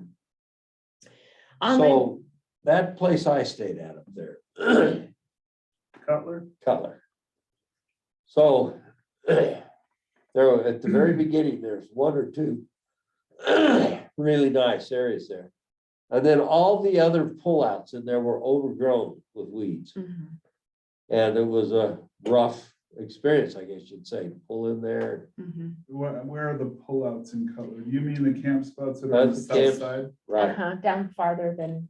they're all off the Stopped road, you one at. right after the other. There was one that had a gravelled base. It didn't have it just weeds. Yeah. then And you- those weren't originally trailer spots as part of it, is we have a few that were obviously built for trailers. And those were kind of people that were tent camping with the group that was there. If you look at Yeah. kind of, because you can see the elevation change, you wouldn't build a trailer spot like that. But Well, you that's say kind that, of, the trailers, if they pulled right in off the road. Yep. So they were okay. no, they're doable, but Yeah, that's part of what my she's point talking is about. though, nobody wants to go up there and camp, and pull a trailer around a Bowery. Bowery. That, you can do that down here. You don't do all the mountain to pull around a Bowery. But you want those little pull-off spots, they're all pretty cool. They're right up against the mountains, they're surrounded by trees. There was nothing wrong with any of those. If they have some gravel and asphalt in them, I suspect you could rent those at a fairly high rate. Yeah, I would think those would be some, currently, some of those are with the group site, Mhm. so. Some are with and some are not. We do want to go to an online reservation system for about 25% of our individual campsites. The yurt village expansion, we want 3 more additional yurts or tree houses. The South Bowery group site refinement, that Bowery is one of the newer Boweries and has a beautiful view. It just is a little bit unlevel and needs some work so that, You know, the kind of Boweries you put up, you need to change that too. Those Boweries that are up there, they're too high and they're too wide. They're just, the South Bowery is smaller. yeah, they're just not very attractive. Well, we went up to,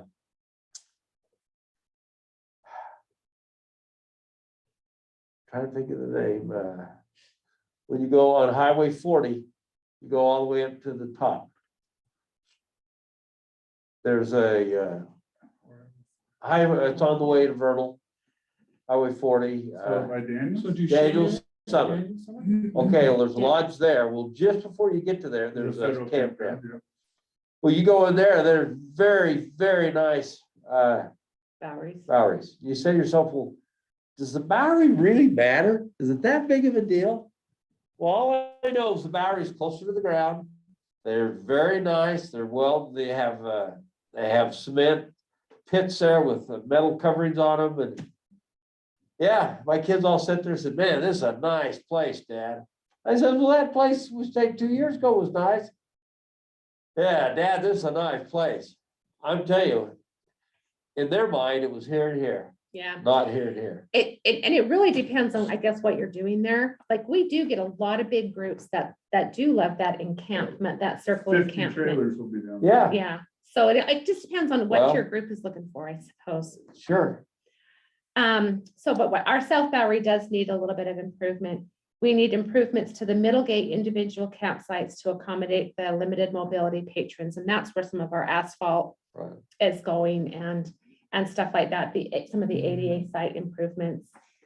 We need to replace or relocate fire rings as necessary.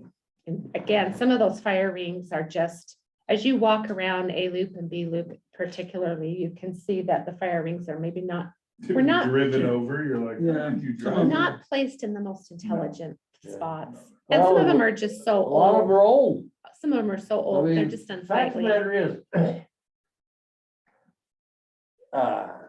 What was the guy's name? Denton Hall is the guy that did all the plumbing and so much of this up there. Mm, And I worked at Peerless, Utah in 1968 or 67. And he was up there doing all this. Well, a fair amount of this stuff is from his vintage time. You should have sold them more shut-off valves. Yeah, I agree.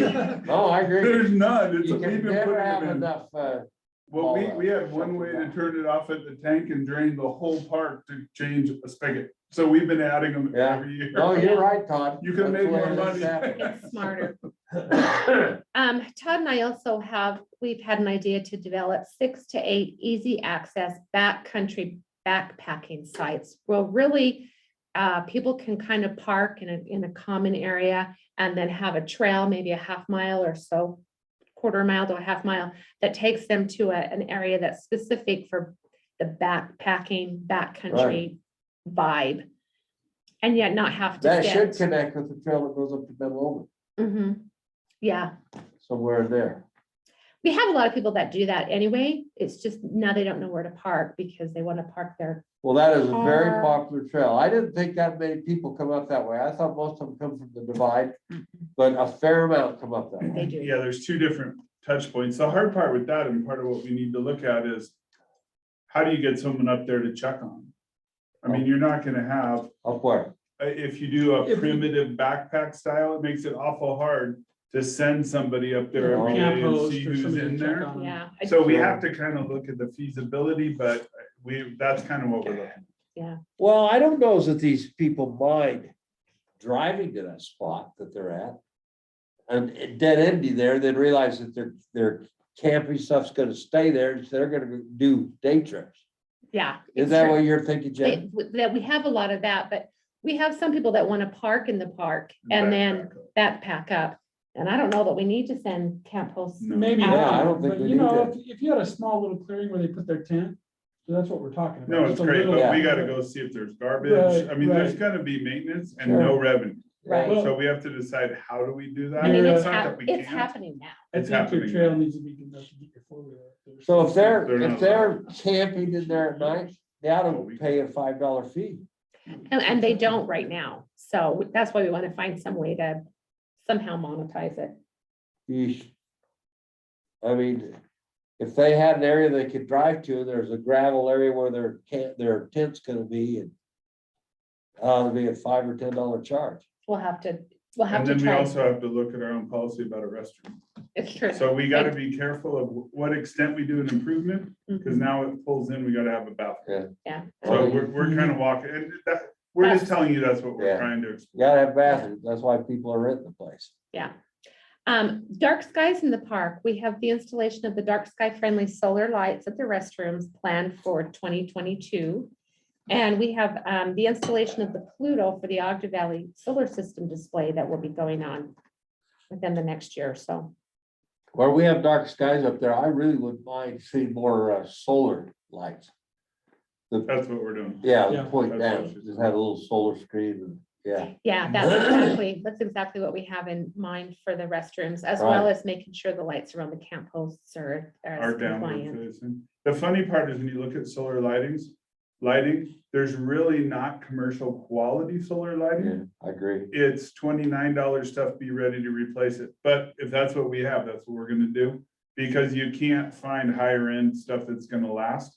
We just need to know that this is probably a disposable product. if Right. you will. No, I Which is agree with you, Todd. You know, I put some lighting in my flower beds and by my driveway. There was indirect low voltage lighting. Mhm. My wife said, "Oh, why are you doing this? This is, well, I tell you, I love that stuff. You go out at night, it's a low lit, you see where the drives are. And it is cool. And you could do that with low voltage, if you get a hot line to it. Yeah. But, some of this solar stuff is getting so good. I'm across the street from a cemetery. Well, cemetery, there used to be no lights in there. Well, now they're lit up like Christmas trees. And I'm just shocked how good some of that stuff is. Yeah, Well, the and we don't have LED. power in 98% of the places our bathrooms are, so we're going solar. Mhm. So we Okay. will find some that have panels, and it's gonna be a little bit of a test. Because what direction are they facing? Do they need to be on the corner of the roof, or can they be over the doors? Obviously, some of them are very shaded and Right. some aren't. Right. Not hard, we'll just gotta decide. what we're doing. Inside. Yeah. Great. As far as resource management in the park, we are looking at the addition of water isolation shutoff valves within the park system. That is an ongoing project every year. Every time there is a leak or something to address, that is considered and brought into the equation when $420. necessary. I got a phone call. Can I put one in? Go ahead. We are working with the state and federal participation with the improvements to the Utah Reservoir for expanded use. That's really their project that we're just hoping to be able to capitalize some on, and we'll help wherever we can on that. Possible introduction of vault toilets to day use areas of the park. Currently, vault toilets aren't allowed by ordinance, but with we're hoping to have some conversation about that in the next 3 to 5 years. So Those stupid vault toilets, they're expensive to buy.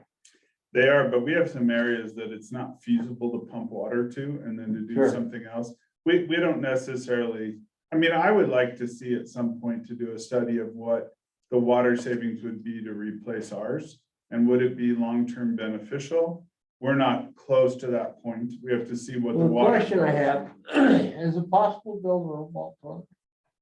Is it possible to? for us to build our own, For the cost, I don't think it's feasible. If possible, absolutely. It is hundreds of thousands of dollars to buy those. When I went through it with Sean from the forestry, they're in the neighborhood of about $90,000 right now. to put one in. 800,000, That's for a double. a double. So That's not cheap. it's not No. cheap, but if you It's look not. at the cost of putting in a standard toilet, where it's kind of sixes, it's just an ongoing expense of having them emptied versus the expense of us repairing everything. What is water gonna look like in the next 10 years? But it needs to be there because like on the, where we're talking about the bike area, we can't do it without a pit toilet. there's It's no just water. not feasible. Yeah, Well, you could use a. Composting toilet. composter. But that's not a good call if you have 300 people there over a weekend. I They're agree much with better that. at small stuff, but. You know, again, these yeah. are all, that's why it's kind of written a little. As you can see, we're getting away from the, we are doing this and here's a picture of it, Right. to here's what we're planning on doing. And then we can take that and run from. I think she did a phenomenal job of putting some specifics as far as direction, but not putting handcuffs on us.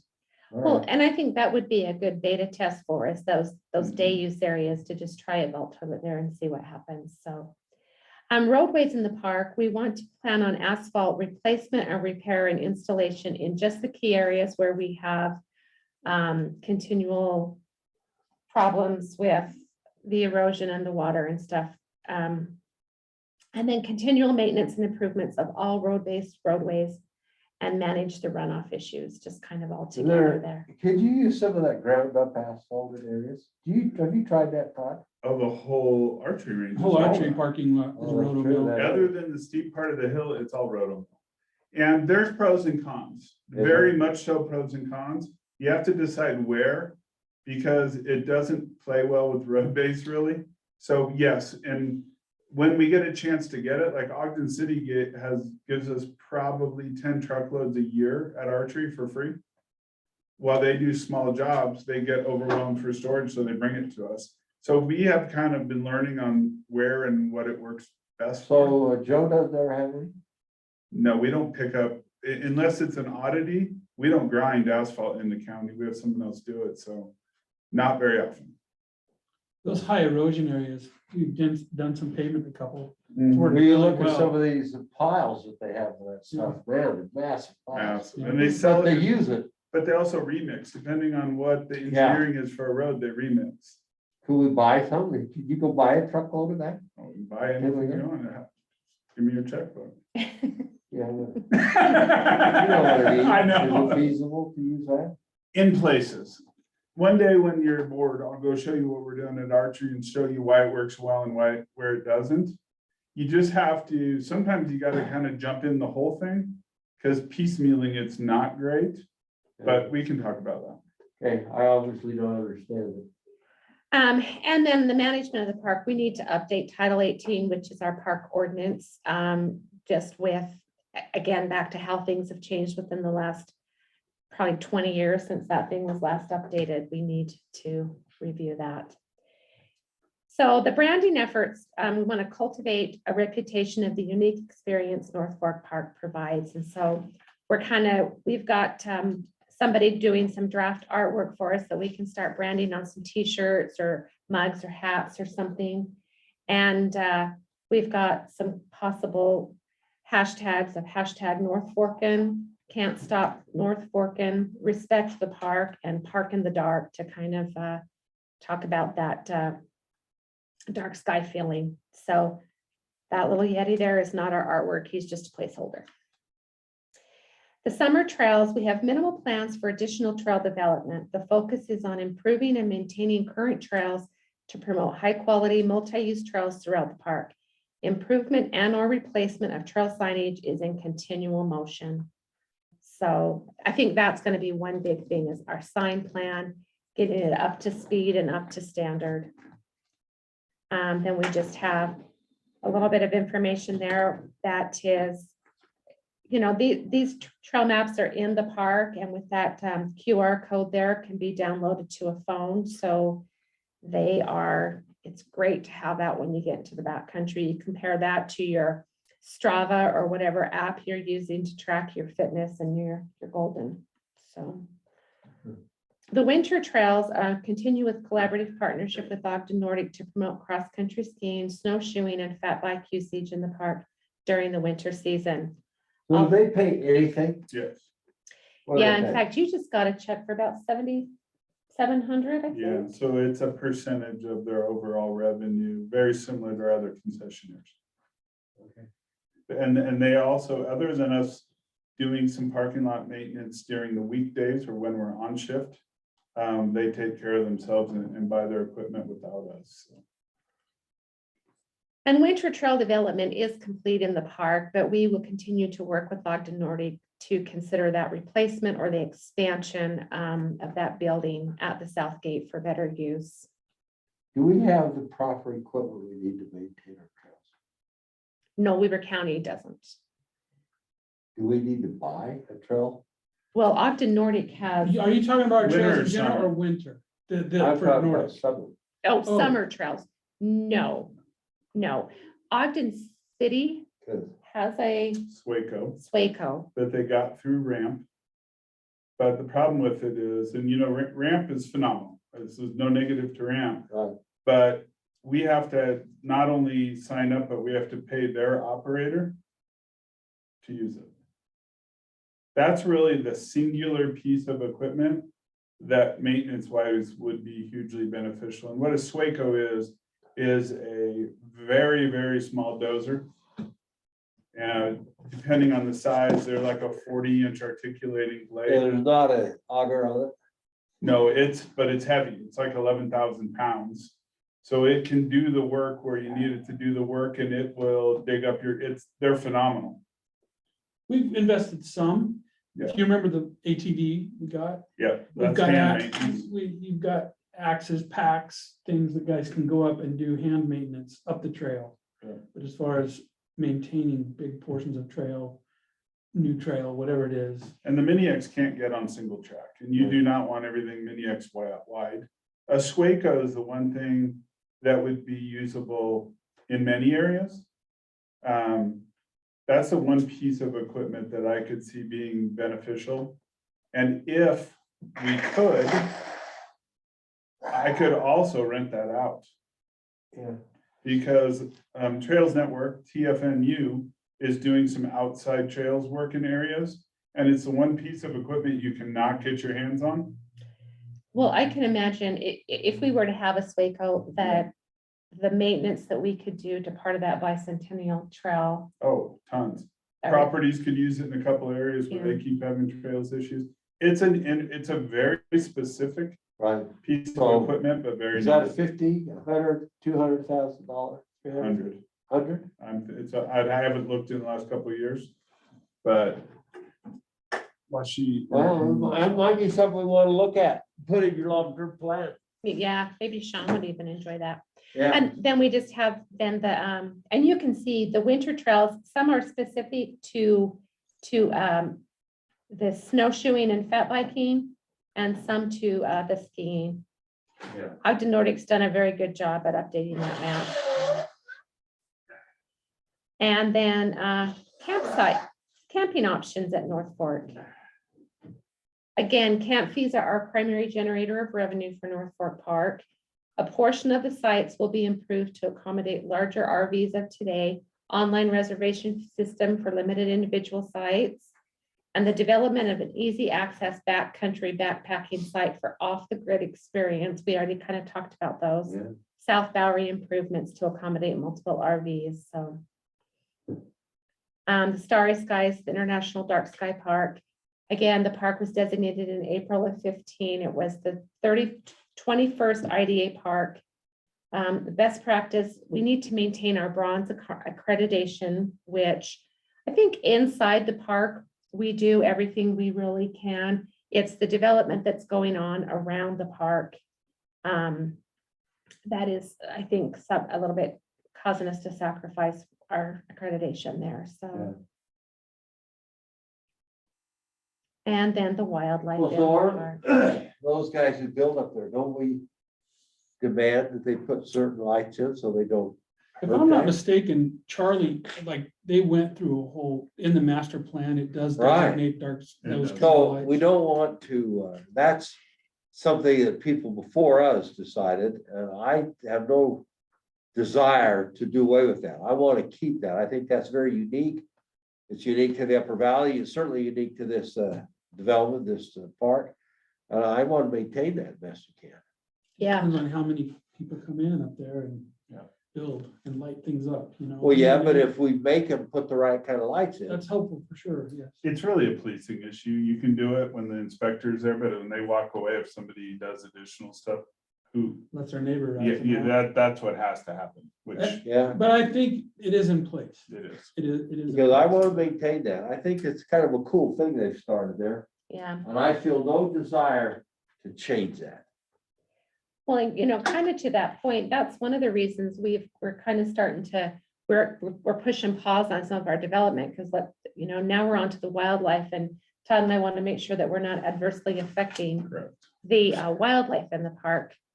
So we're pressing pause on further significant development in the park, and we want to ensure that we have use balance that will allow the wildlife in the park to remain. You know, there's something that's happening there that's a little bit of unique that I've noticed the last little while. A lot of women like to get out and walk alone. You know, they're in the morning and their husbands are on the way to work, so they walk and they all take a dog with them. Well, those dogs are kind of for the gals' protection. What the dogs do is they keep the deer away.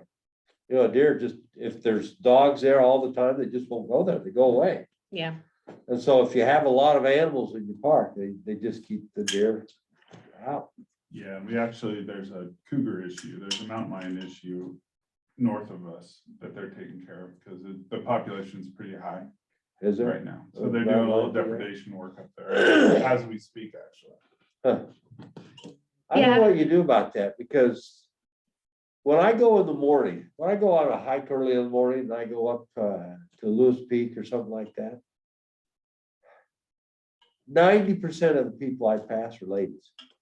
And 90% of the 90% have a dog with them, or two ladies. They're either two ladies or a lady with a dog. And they're always friendly, waving, they stop talk once in a while, but they kind of do it for their own protection. Mhm. Absolutely. Makes sense. And if I had a wife that was on the trail regularly, I would encourage that. Yeah. Yeah. Some of the opportunities that North Fork provide is you're able to get into some of those because we're Forest Service adjacent. I mean, you're able to get back into some of those Yeah. areas that you otherwise would not be able to. And the fact that it's forest season, there's nothing more awesome than running across a moose in the middle of the park on your Yeah. snowshoes, and that it's just. So the conclusion is what we'll be doing moving forward. We're going to provide unparalleled proactive stewardship of North Fork Park, continually advocate for a multi-use park for residents and visitors, plan for and protect wildlife considerations within North Fork Park, and install practices that encourage all users to enjoy and appreciate the park. So there's what we This have. is good. I have no problem with what you've told me. The only thing I see is we view some of the statements you made differently. And so as a user, somebody goes up and uses them. My kids would rather go to Mhm. the one up there and they Daniel drive the Center. difference rather than we go to North Fork Park. So, and it has to do with asphalt pads, asphalt roads, with Boweries that are a little more modern. And that's all it has to do with it. It doesn't have to do with anything else. The trees are good, the river's good, everything else up there is just fine. I'm just telling you, that's the difference. Now, And there's always gonna be that crowd, you know, some people just wanna go to sewer hookups and whatever. well, so- but sewer hookups aren't a big deal, water. But we've got water in the campsite, and that's all you really need. You don't have to hook your trailer to water. If you're up there as a family reunion or something, you just need to be able to fill a pot and cook some stuff on it. So that's good.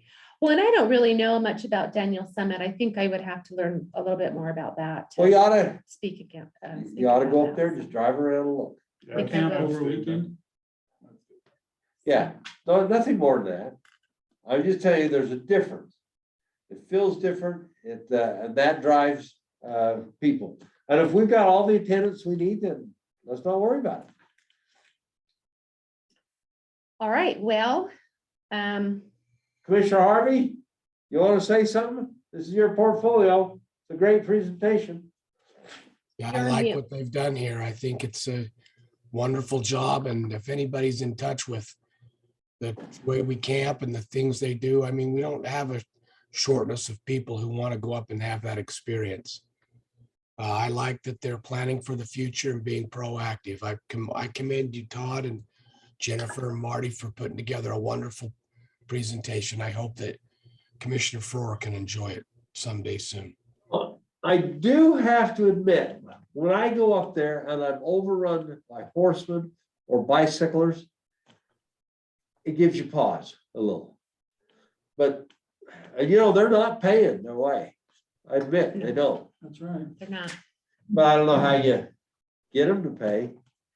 I The only mean, way they pay- you know, the horsemen, they drive up, drop off the trailer or unload a horse, and they go up a trail and they're gone. So their impact, unless you're on the trail, is really pretty low. Now, the bikers, that's a little different because those bike trails go all the way through the park. And those kids, my gosh, they run those things at 100 miles an hour. And a lot of those bikers and horsers are day users, but we do capture revenue from the ones that are staying the weekend or whatever, so. And there's Yeah. a bit to be said about, I'd rather have them all over my park on a bike than tagging my stuff at the fort with spray paint. Well, I mean, it's But the nice group- to see them the getting out. group that's up there, especially the larger groups, are high school. These are hardcore mountain Oh, yeah. bikers. Oh, yeah. Yeah, we've created a Place to play. place to play, and it's a good place for a mountain biker. And these guys know it. It's obvious because they're all there. You do have occasionally a person or two on their own. But most of the time when I'm up there and I look, it's 10 or 15 kids and they're all together and they all follow down through the trees and who's go the fastest. Yeah, Yeah. it really depends on when. They have certain nights that the teams go. And so the more you're up there, you'll see a diversity of use for sure. But yeah, that's why we were trying to do some additions, some places to link up. And there are certain parts of the park that there's less bike use. It's been funneled into the middle substantially. The north end actually sees much less use than it used to, but the middle sees much more. So yeah, it's an ongoing. I don't know how you capture use fees there unless, I mean, we had one discussion a long time ago, but trying to lock down the entrances and. Well, that's the only way you could do it. Would be- Then you end up defeating the very thing I you think, created. I think so. Which is, I think, one of the reasons that we kind of looked at that branding effort, because those people that are spending $5,000-6,000 on a bike will drop $35-40 on a sweatshirt in a heartbeat. So, That's true as well. I think that's one way we talked about, well, let's try to make a little bit of money off of this and Well, then you can start getting into, you know, Friends of the North Fork ideas and Mhm. donation ideas and things to like be that. creative on this kind of stuff, it's like, well, what do you create? What don't you? And frankly, your last entry into this with the yurts, I think is very good. I think that'll be, as time goes on, I expect that to be very, very positive. They were Right. all full this weekend. Were they? Mhm. Yeah. Yeah, I suspect the snowshoers, the snow skiers, the cross-country skiers eat this kind of stuff up. And I will say Ogden Nordic jumped in, maybe hesitantly to start with, but have really taken on the winter time, have give us good feedback on what's working and what's not working. Oh, have they? With the yurts? Yeah, Mhm. because they're doing the reservations in the winter time and the cleaning because they have snowmobiles and they can get there. Yeah. So it's good for the relationship. Very honest on what's working and what's not is what we need. Yeah, Um, that's true. so I think as a beta test for the winter, that Trish and her crew have done a phenomenal job. Well, that's good to hear. Well, I'm I glad think, to hear that. and I think this document is also gonna help us because, every 6 months or so, something rears its head with North Fork. Going back to your dislike of agreements made 30, 40 years ago that tie our hands, or they were handshake agreements, whether it be easements or whatever, that we're addressing Well, so them many of and these, cleaning them up. the park has grown from where everybody viewed it going. I don't think anybody ever viewed it to where it is today. As frankly, we don't really have a good view of where it'll be 20 or 30 years from now. When they come out with this new equipment, these mountain bikes, well, now they're electric, half of them, but who knows what they'll be in another year or two. They'll come out with something new. It's pretty dang goody stuff. It's not like this is junk that's running up and down the hill. These are $5,000 and $6,000 and $7,000 pieces of equipment.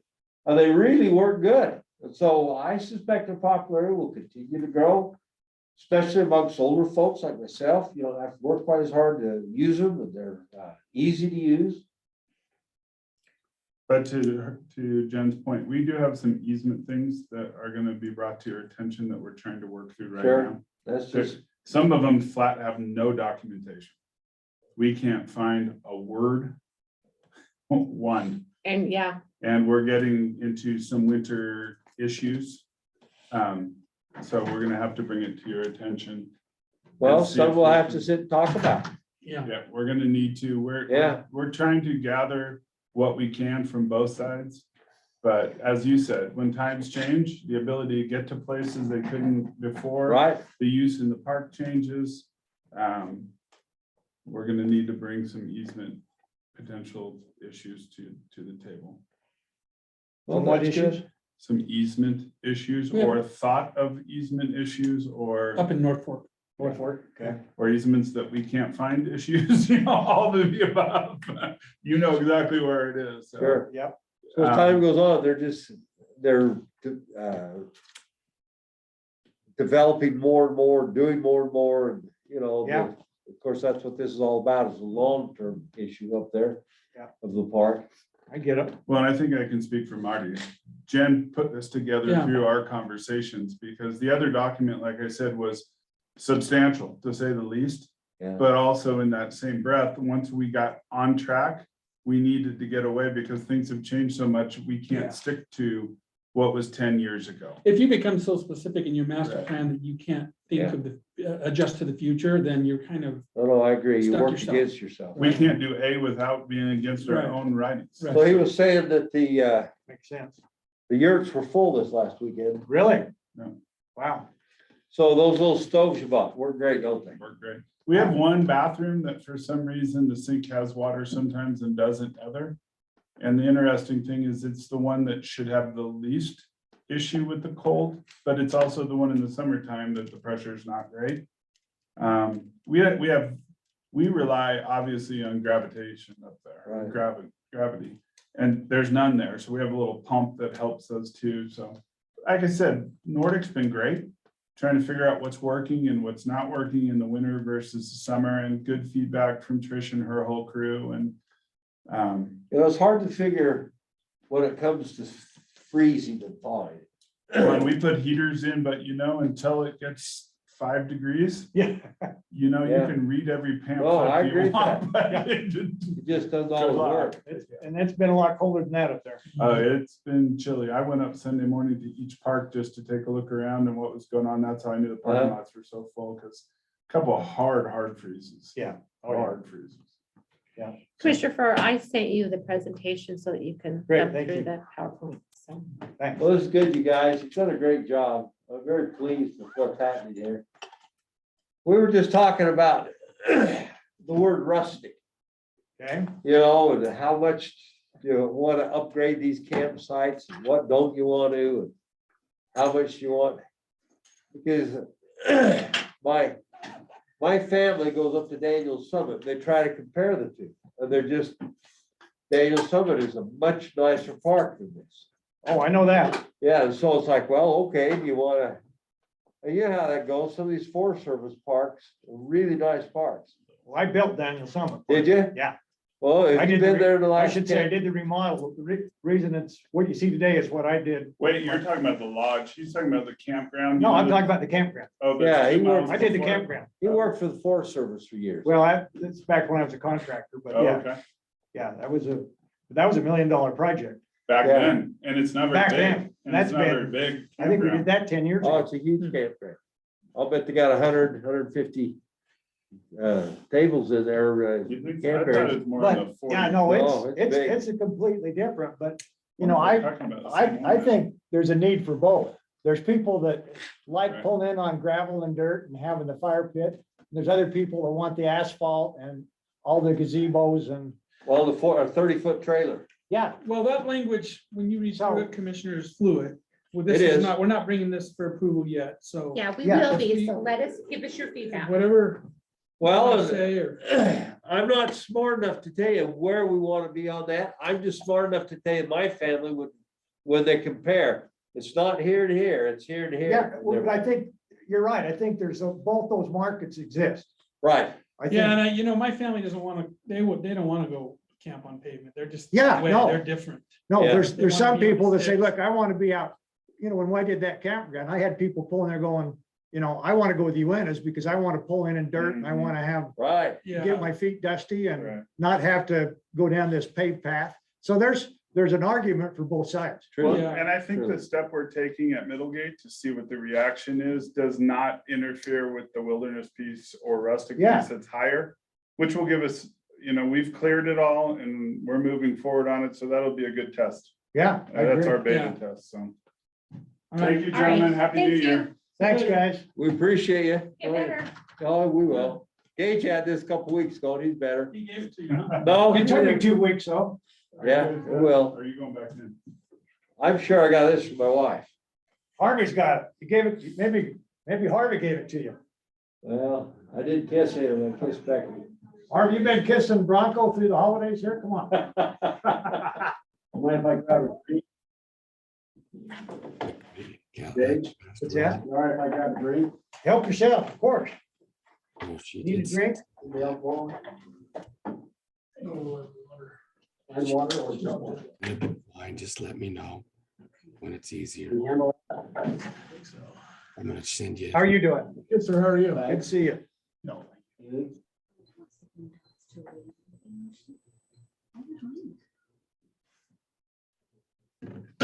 Camera's locked right there.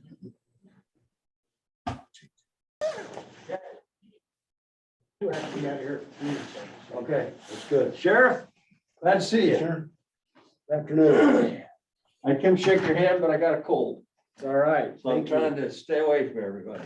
Stay masked up. I don't want to infect any of you guys. We welcome you here today. Well, I think thank we're you. back in action. Let's see. Where's the mouse? Right there, Sheriff. Can you see the hand? Yeah, go to the, well, we're unmuted, No, state or, so we're ready to go. Christie did it, yeah. All right, we're Yeah. back in action here. Commissioner Harvey, wave if you can hear us. There he is. I'll have to question which finger he's giving me. It's been the thumb till now. There you go. There's the thumb. All right, Sheriff, go ahead. This is underneath you and Yes, thank you. boy, about time he got here. I was having technical difficulties and Christie's gonna rescue. Okay. Yeah, we'll stop the video. Here, so Jeff can see. Is Commissioner Harvey? So you have a flash drive? Doesn't he put that in the computer? He can, but then Jim won't be able to see it. So I'm trying to give him a Zoom link. Oh, okay, I see what you're saying. I got it. And then he can zoom in and share. This technology. Mhm. It's glorious. Well, it's a good thing we got people here to help us, isn't it? And that's what they do.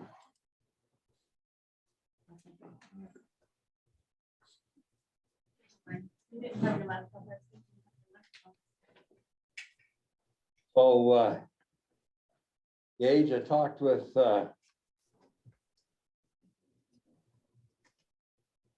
Scott Park today. Oh, did you? What do you have to say? He said the ARPA requests were done Friday. And he said they add them up to $78 million. 78 million or Million, for the county? Oh, from what we received. yeah, Oh, 78? 78. I know. So there's plenty of people out there wanting money. Oh, yeah, more than enough. Yeah. Yeah, that's gonna be fun over the next couple months, I suspect so. coming up with that policy. Okay, and when you're done, just click on stop share. Because now the people online will be able to see it. Perfect. Thank you, Christie. Yeah, so this is a public meeting. Everybody can hear what we're saying, do it. Now she can do Good. it. Okay, go ahead. All right, thank you. First of all, let me express our gratitude, appreciation for, number one, the support of public safety and the sheriff's office. We see that often with all three of you and other members of the county, and our citizens are big supporters, as you all well know. Also, as we go into this, just to give you a little brief background of what to expect today and a little bit about the process that we've done. Commissioner Frohr and I have been talking about a medical and mental health wing for probably 2 years now. And with COVID and some other things, that's delayed us in what we've wanted to do to get that ball rolling and do a presentation. We read the feasibility study done 20 years ago, and it provided data for consideration of jail expansion 20 years after they built the jail. So we're right in the timeline of looking at that data and figuring out what direction we need to go. Today, as you guys know, we budgeted last year for some money for a feasibility study. Kevin, what's the group's name? Kevin Miller with GSBS. With GSBS, his group did the feasibility study, and we got the data back from them. Also, we've collected some other data, and we wanted to share the data and information that we have with you today. Part of our build up to this day to give you this presentation, we sought other individuals to make sure that we would come to you with the proper presentation and not have to keep going back. Talk to Ricky Hatch a little bit, John Bond, to say, hey, what's the proper steps? How do we make sure this is a great presentation? I've talked to Gage in the past. He's just says, make sure you have the data and all the information that we can and have for the presentation. We believe we have it all here.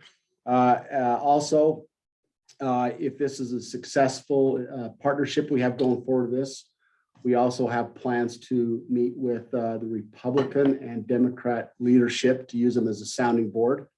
And then eventually we want to create a criminal justice advisory committee to say about jail expansion. Again, if this is all supported by you initially, that's kind of the direction we want to go. And if it looks like this is something that we're supported by not only the commission and other members here in the county, but also our citizens and the leaders, we feel it might be right to put it on the ballot, but I don't know what other finance options we have may not require that. We just don't know. I know there's a finance committee that does that for us. And so we would want to wait to see what they have to say. So today we're lined up to give you a presentation, and we just encourage you to ask questions, any clarification throughout the process. But I'm going to do you have any questions for me now? No, I'm good. Okay, we'll turn it over to Chief Reese. Okay, thanks, gentlemen. Commissioner Harvey's face right in the middle of my screen kind of messes with my. We gotta get him out of the way. There you go. Perfect. They just moved you hard. Thanks. So the planning process, the dream, the design, the fun, and the building, we're past the dreaming part and into the designing part, somewhere in the middle land of design and fun.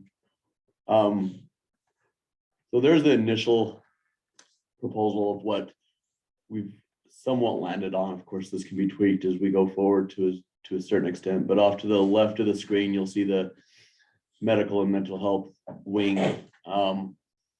Commissioner Jenkins, if you recall, when we went down to the prison and toward that, those two sections to the bottom of the screen are similar in design and concept to what the prison has for their mental health wing. So it'll be nice and open, lots of glass. Well, they match the pods that are there now. Yes. Yeah. And so, yeah, on the right-hand side of the screen are the two additional pods, which will hold about 192 souls per pod.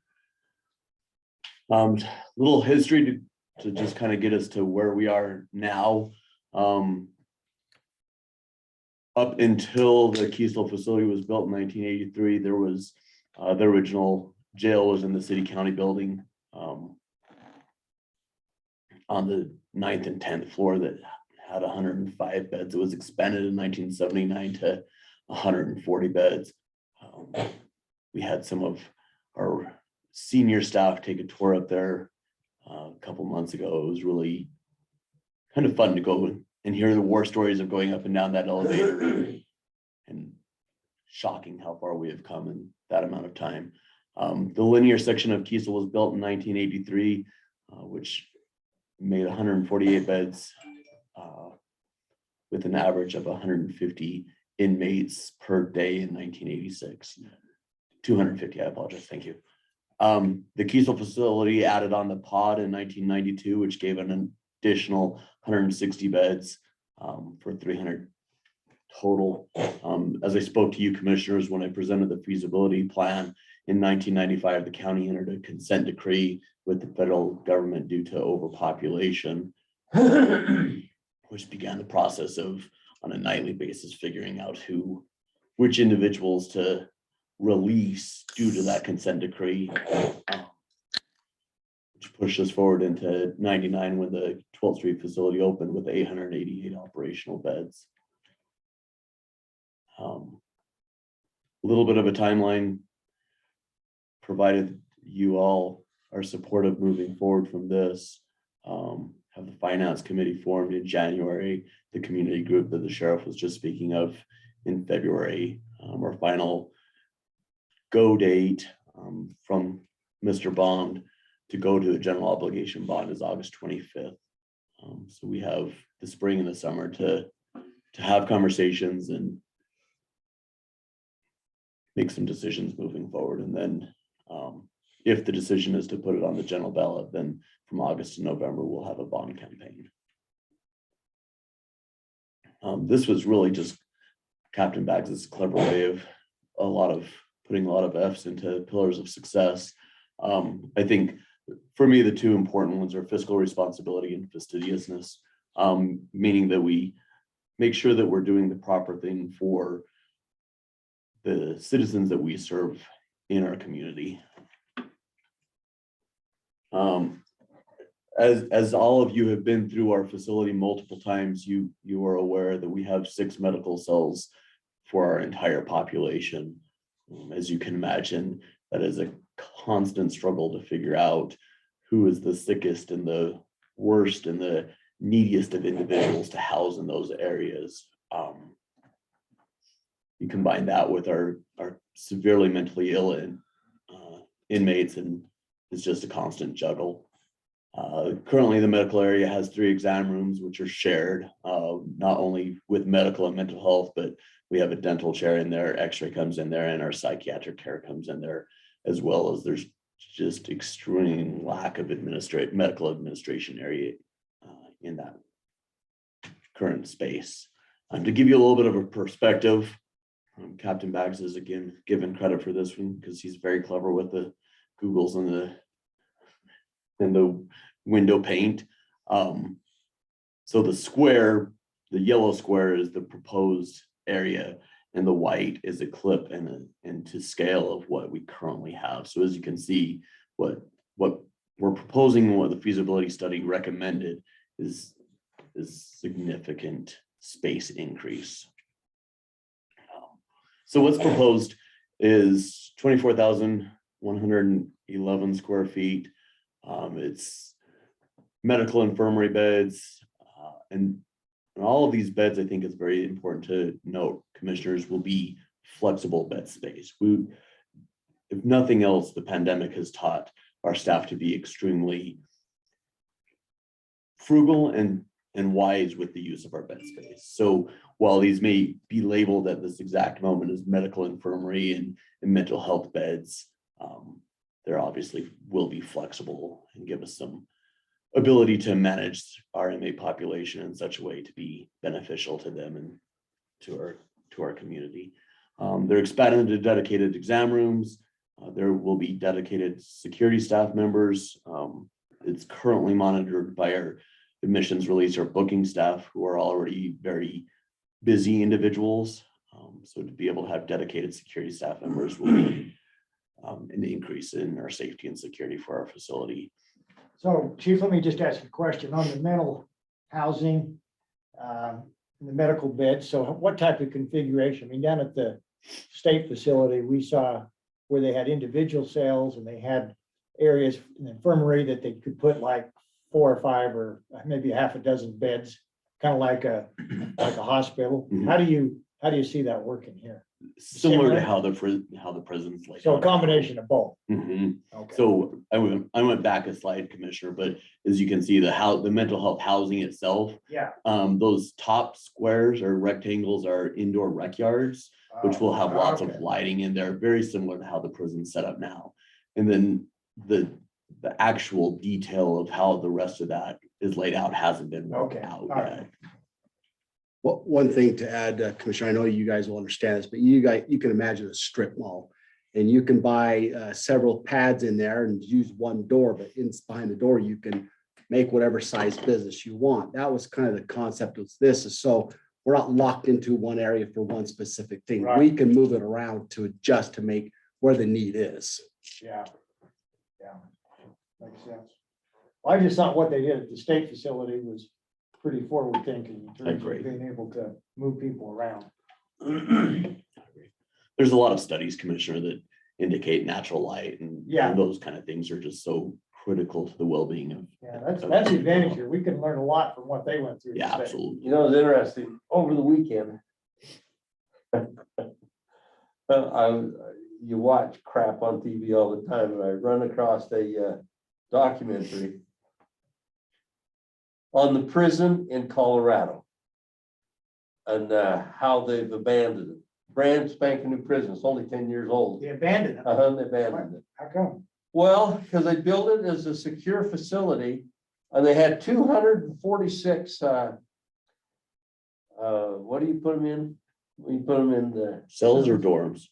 Well, cells. They had 246 individual cells that they put these people in.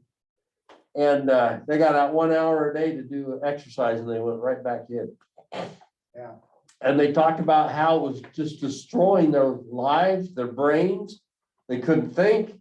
They'd come out of there after 10 years and they'd return them from, what do you call that when you put them in?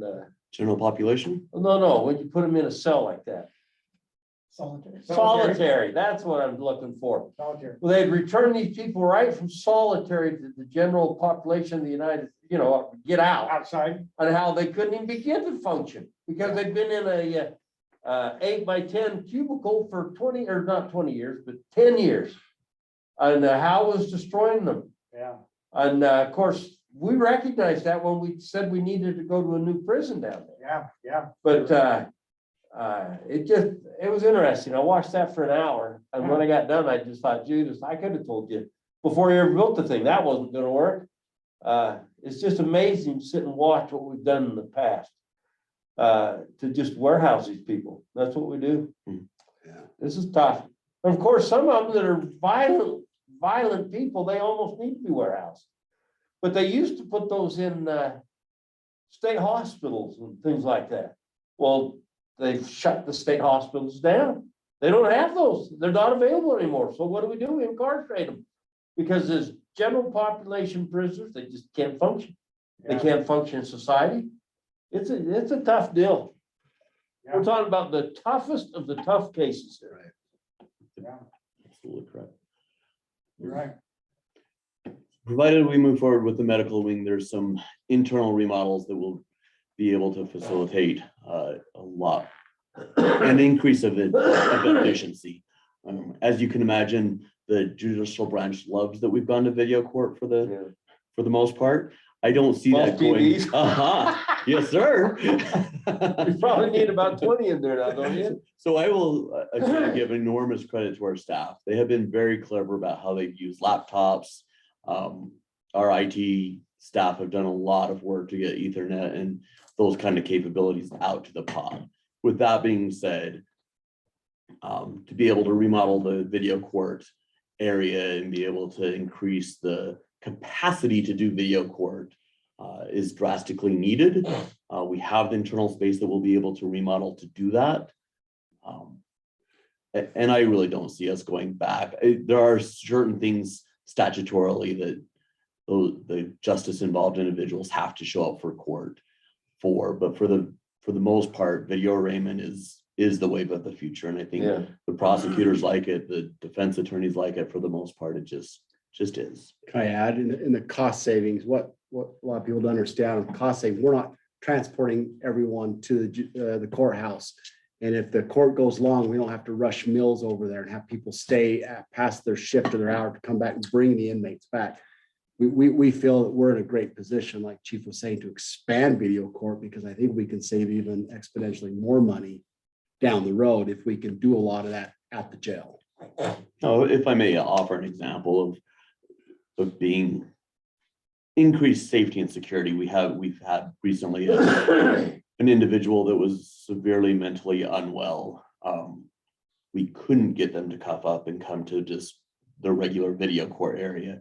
And so our staff took video court to him, so to speak, in our booking area, shut down the booking area, took the video court, the laptops and all of that good the hardware to that individual. And the judge was able to see that individual in his cell and in his psychosis, which I think was really critically important for that individual. If we're also looking to the future and are adding additional housing units to house inmates, we'll need additional storage for inmate property, which this internal remodel will facilitate with a fair amount of ease. The colored areas are the proposed remodel area. Video court is that fuchsia pink salmon color. I don't know what color you want to call it, Commissioner, but fuchsia works for you. That currently is our medical area. So we would be able to remodel that area. The green up at the top is additional jail administration area. Just as we expand and grow, office space is always a premium. The darker blue is an area that we'll be able to use as property storage, additional property storage than what we already have. We'll put a carousel area, a carousel that will store the inmate property more efficiently than what we currently have. So the portion of additional bed space, the current facility was built with intention of contracting with contract beds for other agencies to offset the operational costs to the Weber County taxpayers. We currently have a great relationship with the United States Marshal Service to house quote unquote their inmates. As I have spoke to all of you commissioners at various times about a lot of the quote unquote their inmates, their detainees are individuals that come from Weber County. 50% of those on average are from Weber County proper. Another 25% are from Northern Utah, and the other 25% often come to us because we have exceptional health care, and the marshals appreciate that relationship with us. Currently, the marshals pay $28,470 per year per bed. As our county population increases, so does our inmate population being held on county charges. This reduces the ability for contract beds. So just the ebb and flow balance of if we don't do an expansion of bed space, then there will be a retraction of the income that we get from the detainees now. If you recall during budget, Mr. Park asked about that line item specifically and our ability to push that number back up to be consistent. And certainly the pandemic has reduced our ability to contract those beds while maintaining quarantine space, which has resulted in a loss of revenue for our county. So our average daily population pre-pandemic, if any of us can actually remember that, was 793 total. That was just at the 12th Street facility. So 545 county inmates and 248 federal inmates. Isn't your total beds 800? So 888 is our Oh, operational 888. bed space. We feel very comfortable running at about 800. Once we start pushing past 800, Commissioner, it just gets challenging. There's those individuals that you spoke of that just have to be housed by themselves, right? Yeah. We have a significant number of those. So September 2020, post-COVID, our total 12th Street population was 661, 503 county inmates, 158 federal detainees. So a loss of about $7,000 per day, just to give some context of what the pandemic has done to our revenue stream. The makeup of our inmate population has changed drastically in the last 20 years. There's significant gang-related issues. Our population of inmates don't do well with other inmates has increased, just with the advent of additional pursuit of child pornography, sex crimes, murders. Those individuals, generally speaking, need to be housed alone. And so to Commissioner Jenkins' point of 888 operational beds, that number actually has shrunk somewhat in actuality, if that makes sense to you.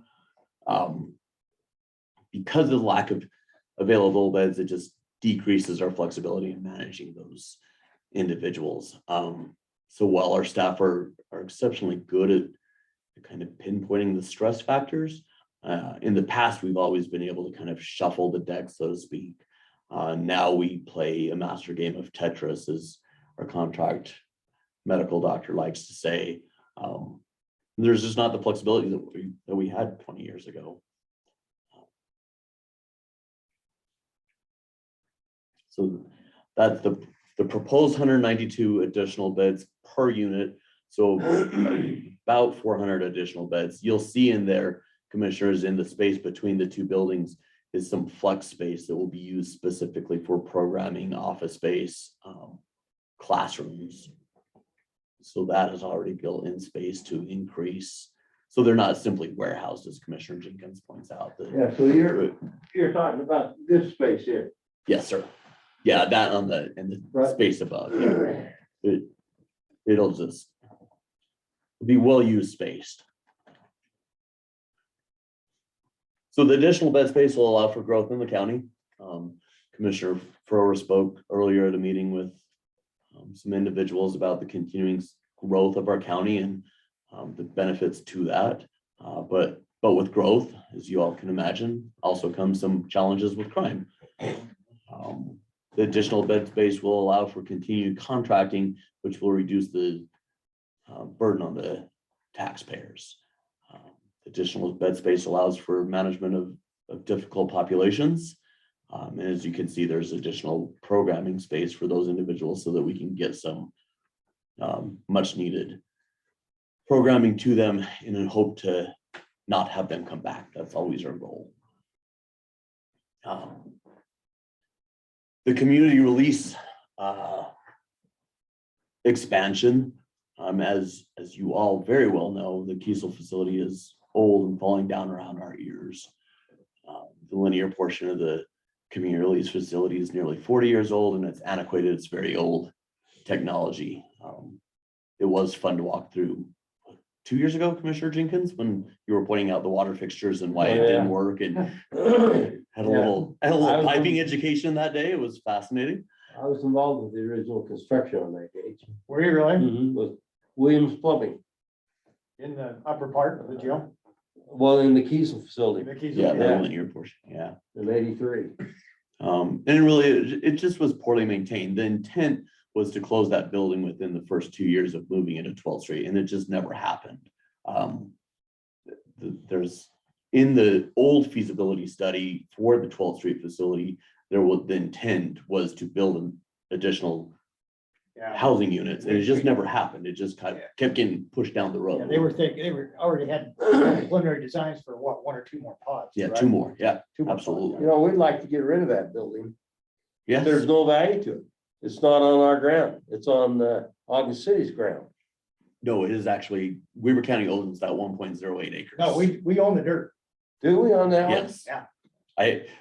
Also, we do. Now, the have problem like of it is that you've got a pretty good demolition cost, because I don't, Ogden City would love to have the site, but they'd want it cleared. Yeah. Now, whether, have to work through those numbers. Right. They would love to have the. Well, you're really not using it for anything right now. Right now, we're using it for out of custody programs. If we had staff, it would fill back up rapidly. Work release, right? Yeah, work release, community service, the things that I thought make you Commissioner kinda- Harvey happy. I thought you got rid of work release right now, though. We don't have work release right now, Yeah. but if we had staff, You could we do it. would be able to, we Okay. definitively would. And obviously the community release crews that do so much community service around our county would be extremely beneficial back in that facility. Just staff and time and money, no big deal. So Commissioner Jenkins, to that point, There we go. right now, we run these out of custody programs, which is day reporting, the pretrial release, and the 24/7 sobriety program. Should we build a new community release facility, that new facility would be designed in such a way that it would be considered a soft building. So where the Keeper facility now is hardened and its intent was to be a secure building, you have to run it with a specific number of staff to be able to keep those individuals safe, if that makes some sense to you. A new facility design would be such that we would be able to reduce that number of staff significantly. The community release population for September of 2020, on average, we had 37 day reporters and 305 pretrial release individuals. Prior to COVID, we operationally housed 154 individuals in those programs on average. So a new facility the design would be more similar to a halfway back facility. Staffing would still need to be 24/7, but it would be greatly reduced in the number. The new facility would be softer, which better prepares the incarcerated individuals for life after release. Kind of back to Commissioner Jenkins' point of like that 8x10 hardened cell doesn't do anything positive for individuals' mental health. Land is not laid out for this facility in the numbers that we're about to discuss, so that is definitely a consideration that needs to be discussed as we move forward. A couple of options that we've identified, and I think definitely needs considerable input from you commissioners. So that's our existing campus. Area 1 is kind of where the swampy drainage area is right now. If you can imagine, to the west of Area 1 is where the new training and warehouse building is. So we would have to do some construction, and there's a sewer grinder out there that would have to be moved, some things like that. Area 2 is the back portion of the campus. It would, if we built a community release facility there, it would prevent any future expansion of the facility if we chose to in the future. Just the pros and cons to those two areas. Area 3 is the Kiesel facility itself, where it stands now, as Commissioner Frower points out, there will be a demolition cost to it, but we do own the property, so I felt it was proper to have the conversation that we do own the property. There is benefits in having it in downtown Ogden and the services that are readily available there. That was over an acre, right? Yeah, 1.08. I suspect after tearing down this parking facility, they're not a lot different because that building is just full of concrete. That's Oh, all yeah. that is, a concrete structure, What did it cost us on here, 2 million? $1.6 million. Million six. So I suspect that the cost would be very close. Might not quite be $1.6 million, but it'll be $1.4 million or $1.5 million. I mean, it'll be that close. So I agree with that, Gage. Yeah.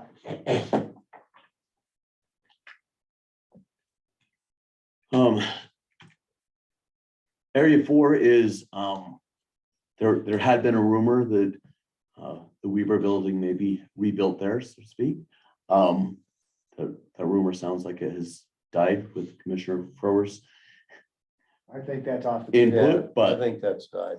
Yeah. We looked at it hard, but just makes no sense. it may also be a very beneficial area for the county to do something else with, but it is adjacent to our existing facility.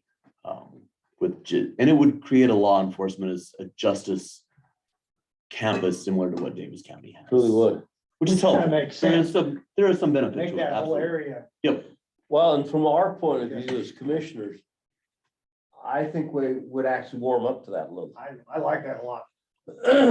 Before you get too I warm, think that's a Commissioner Jenkins, correctional Pardon? section. before you get too warm to that, Yeah. there's another piece of property that's private property right now, but that's across the street to the east of the juvenile center. Yeah, we've tried to buy that Okay, Yeah, in the last year, we did. and we've got a very cold shoulder.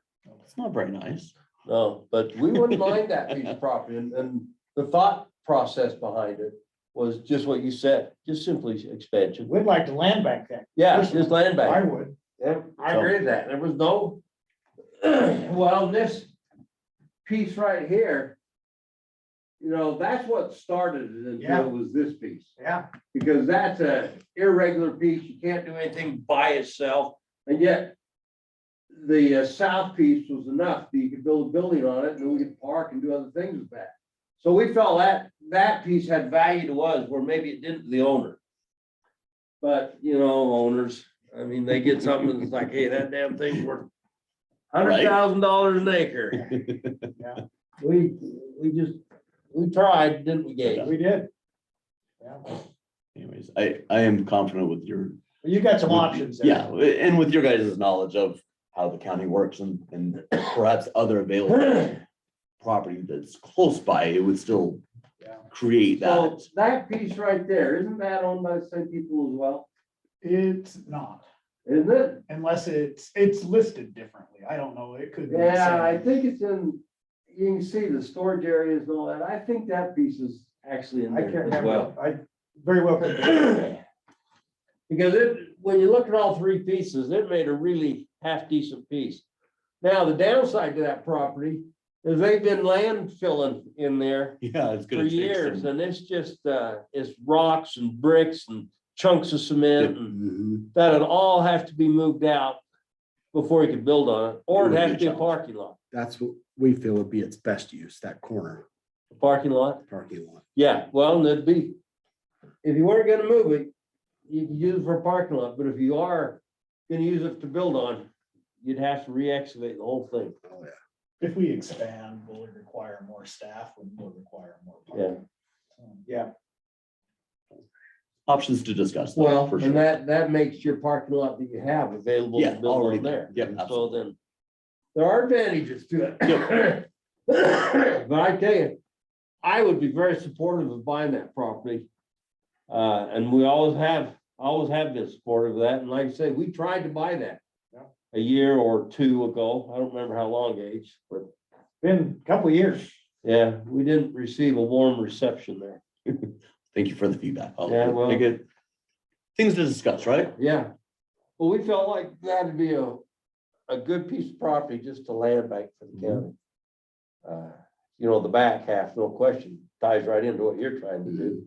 And the front half is just close to 12, so it's You got- always. You aiming got close to parking 12. possibilities and you could put a, you know, not a major building there, but you could do something like we're talking about with the soft building that you might find some dirt that Yeah. works or Yeah. but you move that parking around, it could work out. Well, and that pond that's there could be moved. Yeah. Yeah, that's just a drainage pond for storm storage, so it could be moved too. Things to discuss. Kind of, Yeah. good. Thank you for the feedback, Commissioner Jenkins. Yeah. So some estimated costs that came out of the feasibility study. You stop laughing right now. I'm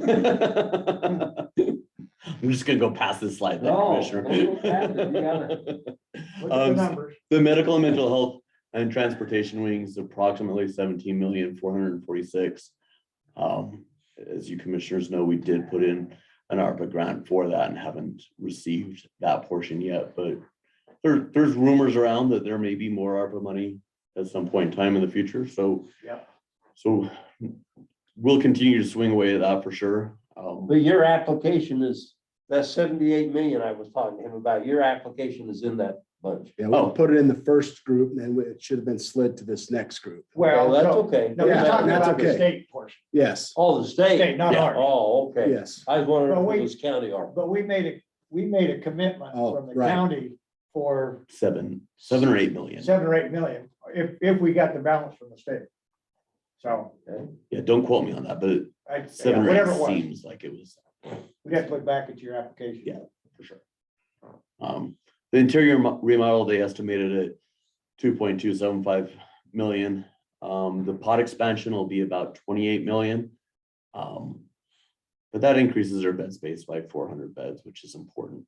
And then the community release facility without property, 14 million, 409. That surprises me that community release is that high, being a soft building.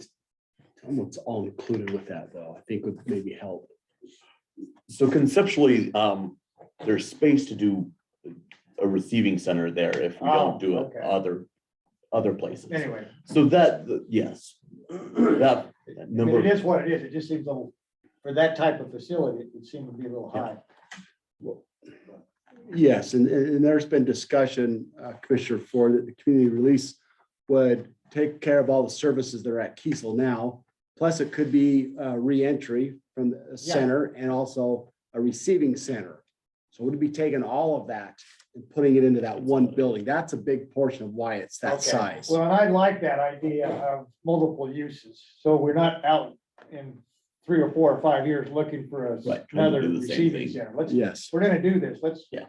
And to me, that's a perfect location for it. and this is also for, it's not like, they're not, I'm sure Bags and Reese could verify this, but the day they moved into the jail, the current jail, it was already deemed it was we need more room. Yeah. So this is all for future too, like we did the warehouse. But we're not building it for today, we're building it for the future, so the burden is not until it's way down the road or Yeah. further down the road. Oh, I get it.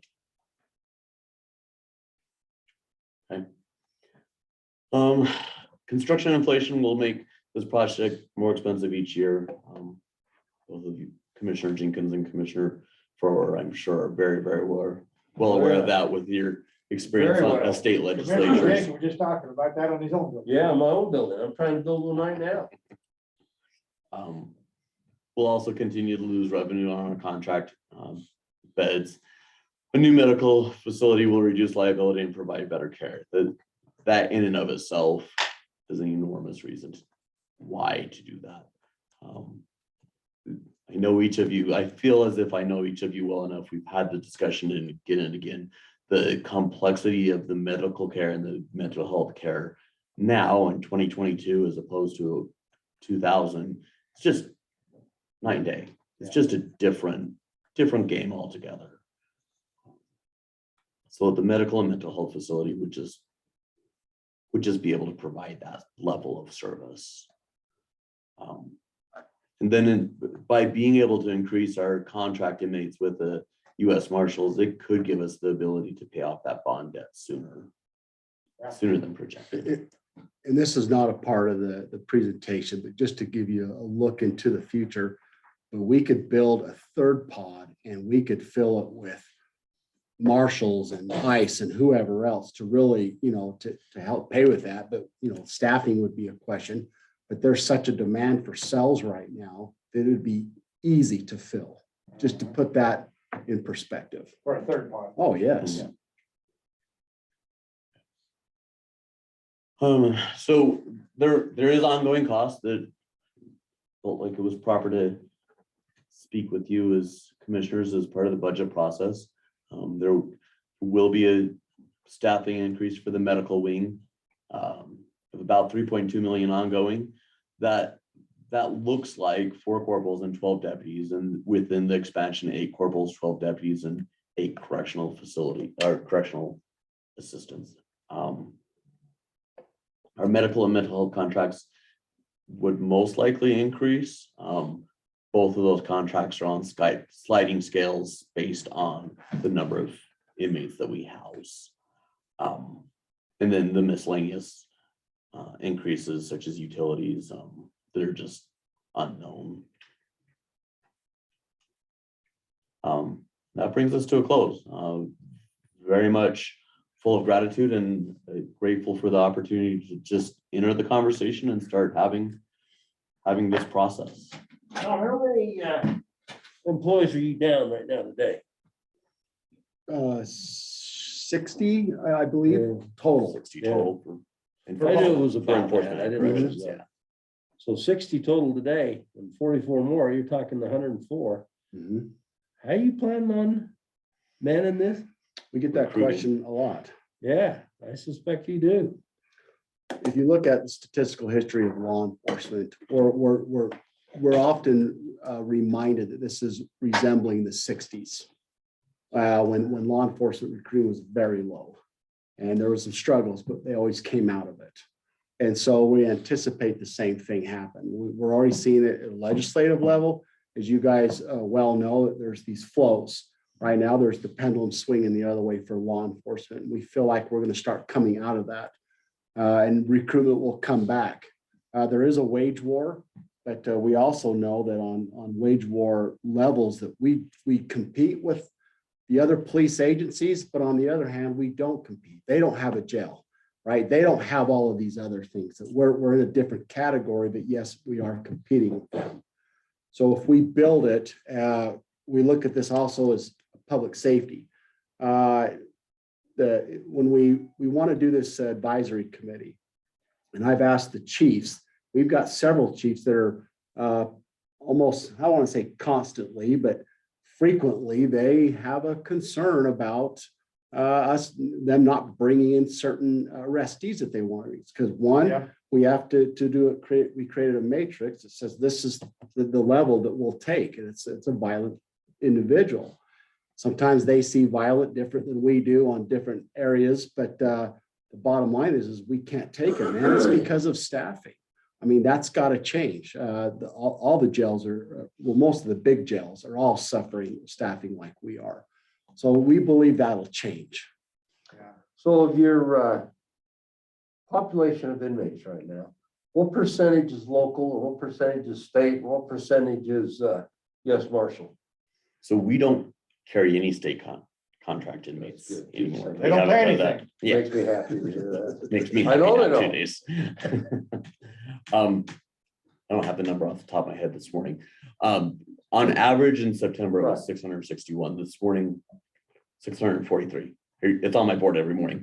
I have to look at the ceiling. I'm not rolling. What my does that eyes. number represent? 153 U.S. Marshals today out of that 643. The rest are all county inmates. So about 15%. Mhm.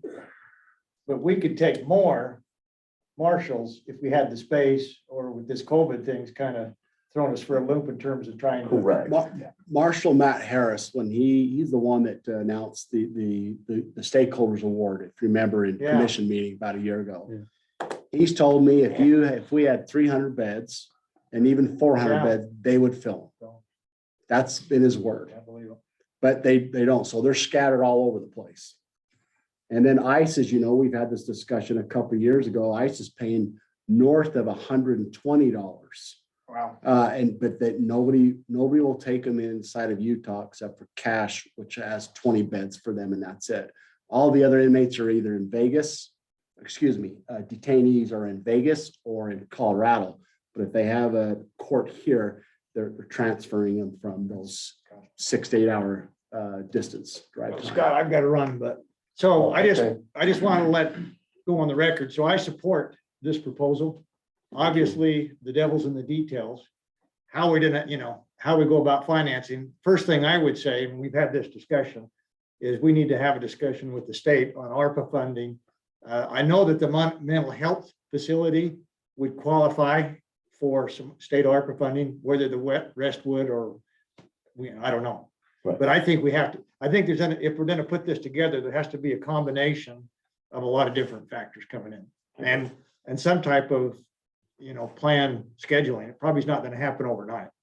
Right. So, but yeah, I think it's a good time to have this discussion, Scott. So are you willing to put this project in front of all the others that we've had? Well, Like the Weaver Center buyout or the? no, I'm just saying, I think it's dependent on two things. I think it depends on state. We've committed 5 to 7 million out of our 50 million, if for whatever proposal they put forth. So I'm still comfortable with that 5 to 7 million. But other than that, I think it has to be a combination of state funding and then potential, the only way I would do that would be a GO bond, go to the public. Yeah. All right. No, I don't. There you go. No, I don't, I'm not saying I would still back what we said we would do as far as our funding, our ARPA funding. But the rest, we've got to come up with somewhere else. All right. That's where I'm coming from. Thank you, Thanks, guys. Commissioner. Appreciate it. Thank you, Commissioner. All right, Gage, thank you. Be back for next meeting at 4:30. What, we're going 100 miles an hour. Well, thanks, you guys. Commissioner Harvey, you got any questions? Good presentation. Thank you. Thank Thank you. you. Bless you. Commissioner. That's it? Okay. Well, that's not much. I expect a little more out of him than that.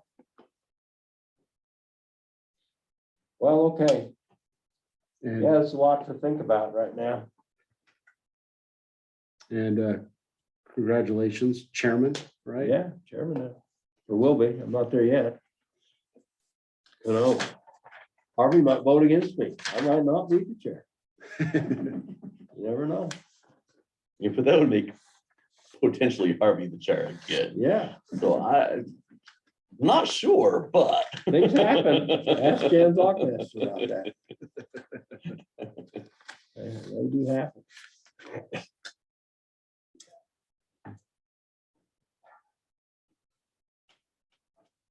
Really all I got. Okay. Not much more to say about it. You wonder, do you want to build for when we've got 15% capacity, we can still expand. And then you say, well, you got to get ahead of it because it's going to take 3 or 4 years to build it. Doesn't, so your 15% capacity could be gone in this 3 or 4 years. So it's hard. Then I hope you're right, Sheriff, when you say this labor shortage will go away. But boy, right now, it's not looking like it. I'm just amazed what's happening out there on labor right now. I can hardly believe it. It's just a joke. No, it's a challenge. That's a joke. Way beyond the challenge stage. We're at the joke phase. Yeah, it's a tough deal. And we're all dealing with it, our individual businesses. Yeah, we are. But it's tough to expand when you have these kind of issues. It's hard. All right, thank you, gentlemen. I All right. appreciate you coming in today. What do we expect from here on out? Do we hear from you or do we do a follow-up meeting? What's your plan? Yeah, you need to do a follow-up meeting with us. Okay, Yeah, when would you Or, like to do that? well, a couple weeks, but it shouldn't be too long. Okay. And then we ought to sit down and have a closed session, now that you've made the presentation, the next part ought to be in a closed session, because we'll be dealing with real detailed specifics on it. Okay, And the girls will set it up. okay. Just put 2 weeks. Okay. Yeah, Thank you. you bet. Thank you. Appreciate it. Happy New Year. Yeah. Happy New Year, Harvey. Dwight, No, don't do anything with it. Perfect. Brian Cowan, you're up. Thanks, commissioners. Are you ready for me? Yeah, go ahead. Okay, I apologize. Today, our access to the state's database has been down, so I don't have the typical statistics that I share with you on this report. Thanks, Joe. But I think I can give you some useful information with what we do know. Our total number of cases is now at 52,314. And that's an increase of 2,196 cases over the last 2 weeks since I last reported to you. We're looking at our experience right now with the Omicron variant. What we've essentially erased any of the downward trend last 6 weeks. We're seeing the same daily average as we had the last week of October, first week of November, which was the peak of our last wave. So we had a good decline, but the Omicron variant has thrown a twist into how case numbers are going. And we've seen some really rapid growth, especially over the last week with variant in our population. There were some reports last week that the state had its single highest day of positive cases, but that's been walked back a little bit as data has been adjusted or duplicate case numbers have been removed from that. We've come close as a state to the highest number, but haven't exceeded that highest number. Most of that is being driven by the case numbers in Salt Lake, Utah, and Summit County. In Weber County, we have gone up, but again, we're about at the same peak we had in November, which was quite a bit less than the peak we had in November of 2020.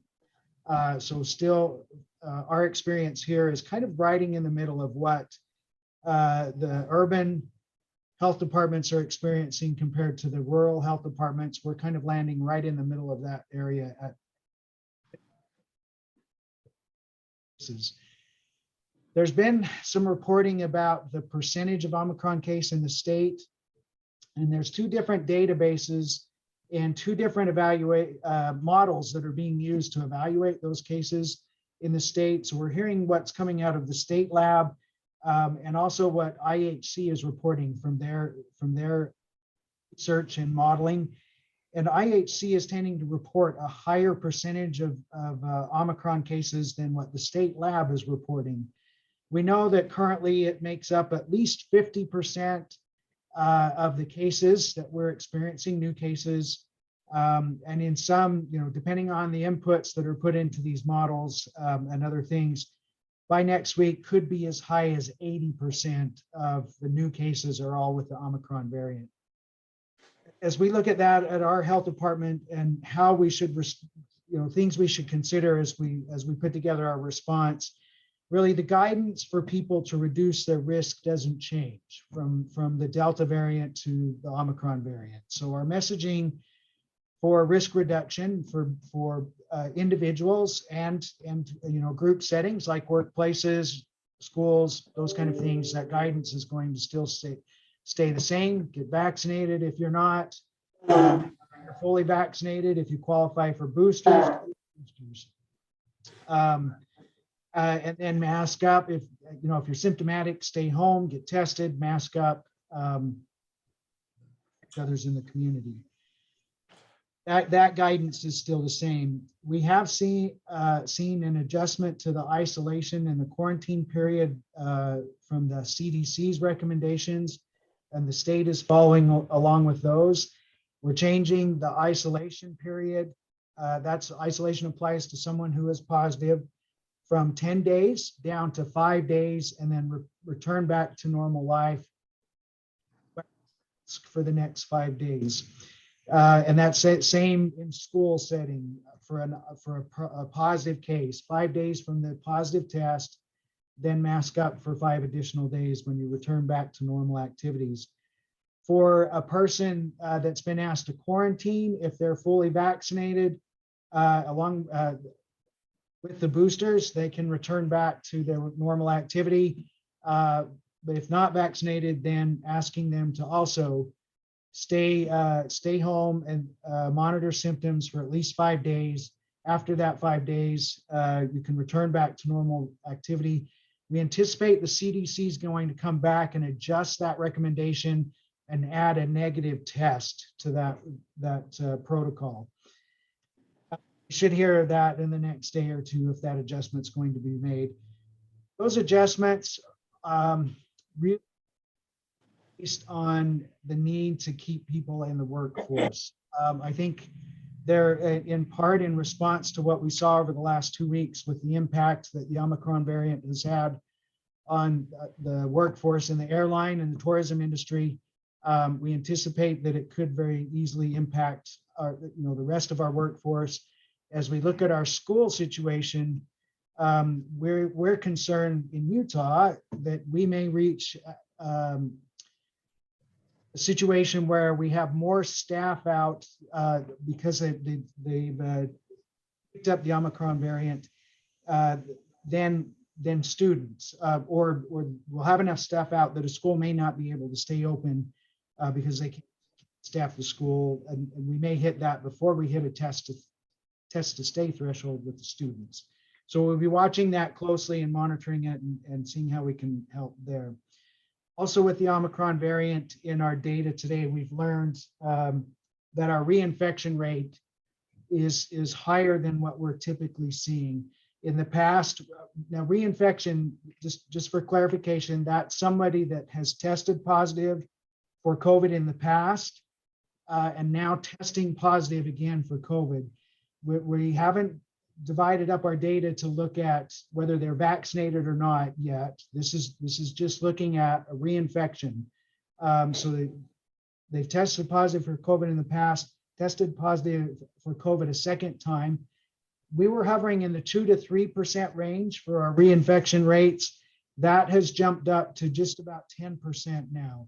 Wow. So something else we're watching closely. And that's another one of the factors that plays into our concerns about the workforce, the impact this will have on our workforce and the impact this will have on our schools. But I guess maybe an optimistic view of the Omicron variant, as we've looked at the experience in South Africa and some other areas that had higher rates of this variant earlier than we did, we're seeing that the wave, it doesn't last as long as the Delta variant did, or even the original virus. It's a quick peak and then a quick drop off of cases. So I guess we'll keep our fingers crossed and hope for the best that we have that same experience. We're right in that rapid peak right now. Where it tops off, it'll be interesting to watch, and then hopefully we have a pretty quick decline afterwards. That's one of the things that's been discussed as a possible benefit, if you will, of the. It's more infectious, 2 to 3 times more infectious, can travel through a population quicker, but we also are seeing a lighter disease burden. And one thing we're watching closely is our hospitalizations. Our hospitalizations are staying on trend. We're not seeing a peak start to grow with this Omicron variant. Now, it could happen over the next week or two, but from what we've experienced over the last 2 weeks, hospitalizations are staying consistent. 10%, that's pretty high, Brian. It is, and that's one of the concerns with the Omicron variant is we knew natural immunity or our vaccination immunity is less efficient against this new variant, but there still is a good protective factor from both, from natural immunity to the virus and the vaccination protection to the virus. And in those people, we're seeing less hospitalization and less death. We haven't in Utah, we haven't had a death from the Omicron variant in a vaccinated person from the Omicron variant. So that to this point. So I think that those are things we'll continue to watch and be hopeful, stay on that trend. Boy, the amount of people out there that have got colds right now is off the chart. I would agree. I think we did a lot of traveling. We got together with a lot of friends and family over the week, and it'll be interesting to see how that plays out over the next few weeks. Yeah. Well, my wife, she brought home a cold, and I thought, well, I'll just sleep in the other room for a few nights until she gets over it. That didn't work. Shoot. Got it anyway.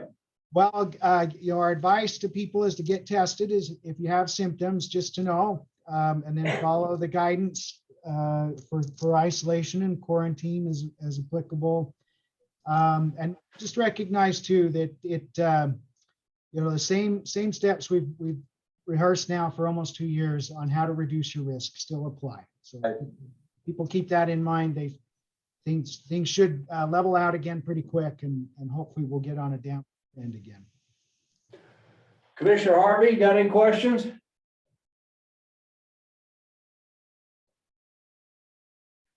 He's homesick too right now today, Brian. So here he is. No questions for me. Thank you. Disappointed that figures from the state weren't available. I anticipated what you told us, but thank you. Apologize for that. We've been trying to get the data all day today, and they're just having some problems with the database. Well, I will get you some numbers as soon as we have them available. I'll shoot them over to Thanks, you. Brian. We appreciate it. All right. I hate to cut you off, but I got another meeting coming up right away, so I gotta go. Fine. That's all I had to talk about. So we'll talk to you later. Bye. Goodbye. Commissioner Harvey, want to make a motion to adjourn? He's gone already, so I do. So we're adjourned. Thank you. See you, Brian.